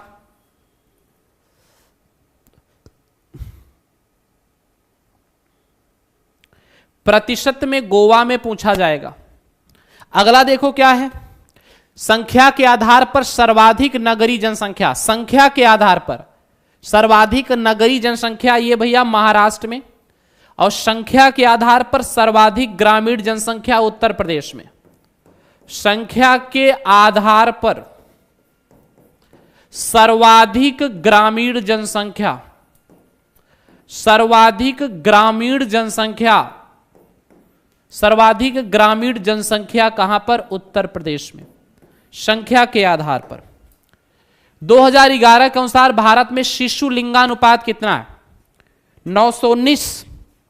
शिशु लिंगानुपात बताना है, बच्चों का लिंगानुपात 6 वर्ष तक। 2011 के अनुसार भारत में शिशु लिंगानुपात कितना है, बताइए भैया। शिशु लिंगानुपात 919 है, 919 बच्चियां हैं 1000 बच्चों पर। सर्वाधिक जनसंख्या वाला केंद्र शासित प्रदेश कौन है, सबको पता है भैया, दिल्ली है। सबसे कम कहां है, लक्षद्वीप में। सबसे कम कहां है? सबसे कम है लक्षद्वीप में। सबसे कम है लक्षद्वीप में, ये याद रखना है आपको। सबसे कम है लक्षद्वीप में। अगला देखते हैं क्या है। न्यूनतम जनसंख्या वाला केंद्र शासित प्रदेश, ये लक्षद्वीप बताना बहुत छोटा सा है यारो। 2011 की जनगणना के अनुसार भारत में कार्य सहभागिता दर कितनी है? 2011 के हिसाब से बताना है, वर्तमान के हिसाब से नहीं बताना है। 2011 की जनगणना के अनुसार भारत में कार्य सहभागिता दर कितना प्रतिशत? कार्य सहभागिता दर ये 39.8% थी। 39.8% 2011 में। पुरुषों का 53%, महिलाओं का तो कम था। 39.8% थी 2011 की बता रहा हूं। भारत में पहली बार जाति जनगणना कास्ट सेंसस कब हुई थी? 1931 में। 2011 की जनगणना के अनुसार महिला साक्षरता दर कितनी थी? अभी अभी बताया 65.4%। पुरुष 82 से थोड़ा सा ज्यादा। अगला सवाल, जनगणना संगठन का सर्वोच्च अधिकारी कौन होता है? गृह मंत्री, सांख्यिकी अधिकारी, नीति आयोग का उपाध्यक्ष, registrar general of census commissioner. आपसे पूछ रहा है जनगणना संगठन का सर्वोच्च अधिकारी कौन होता है?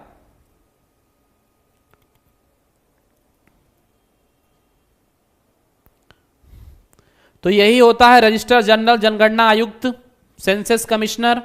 ऑप्शन नंबर डी इसका राइट आंसर होगा। विश्व की कुल जनसंख्या का कितना परसेंट? भारत में लगभग 17.5%। ये जानते होंगे आप लोग। और आज के सेशन का आखिरी क्वेश्चन है, किस राज्य में अनुसूचित जनजाति की संख्या का प्रतिशत सबसे ज्यादा है? अनुसूचित जनजाति की प्रतिशत पूछा है, संख्या तो मध्य प्रदेश में ज्यादा है। किस राज्य में अनुसूचित जनजाति की जनसंख्या का प्रतिशत सबसे ज्यादा है? ये हो जाएगा मिजोरम। ये हो जाएगा मिजोरम। ठीक है। और संख्या अगर पूछता तो आप बता देते, संख्या अगर पूछता तो आप बता देते भैया मध्य प्रदेश में ज्यादा है।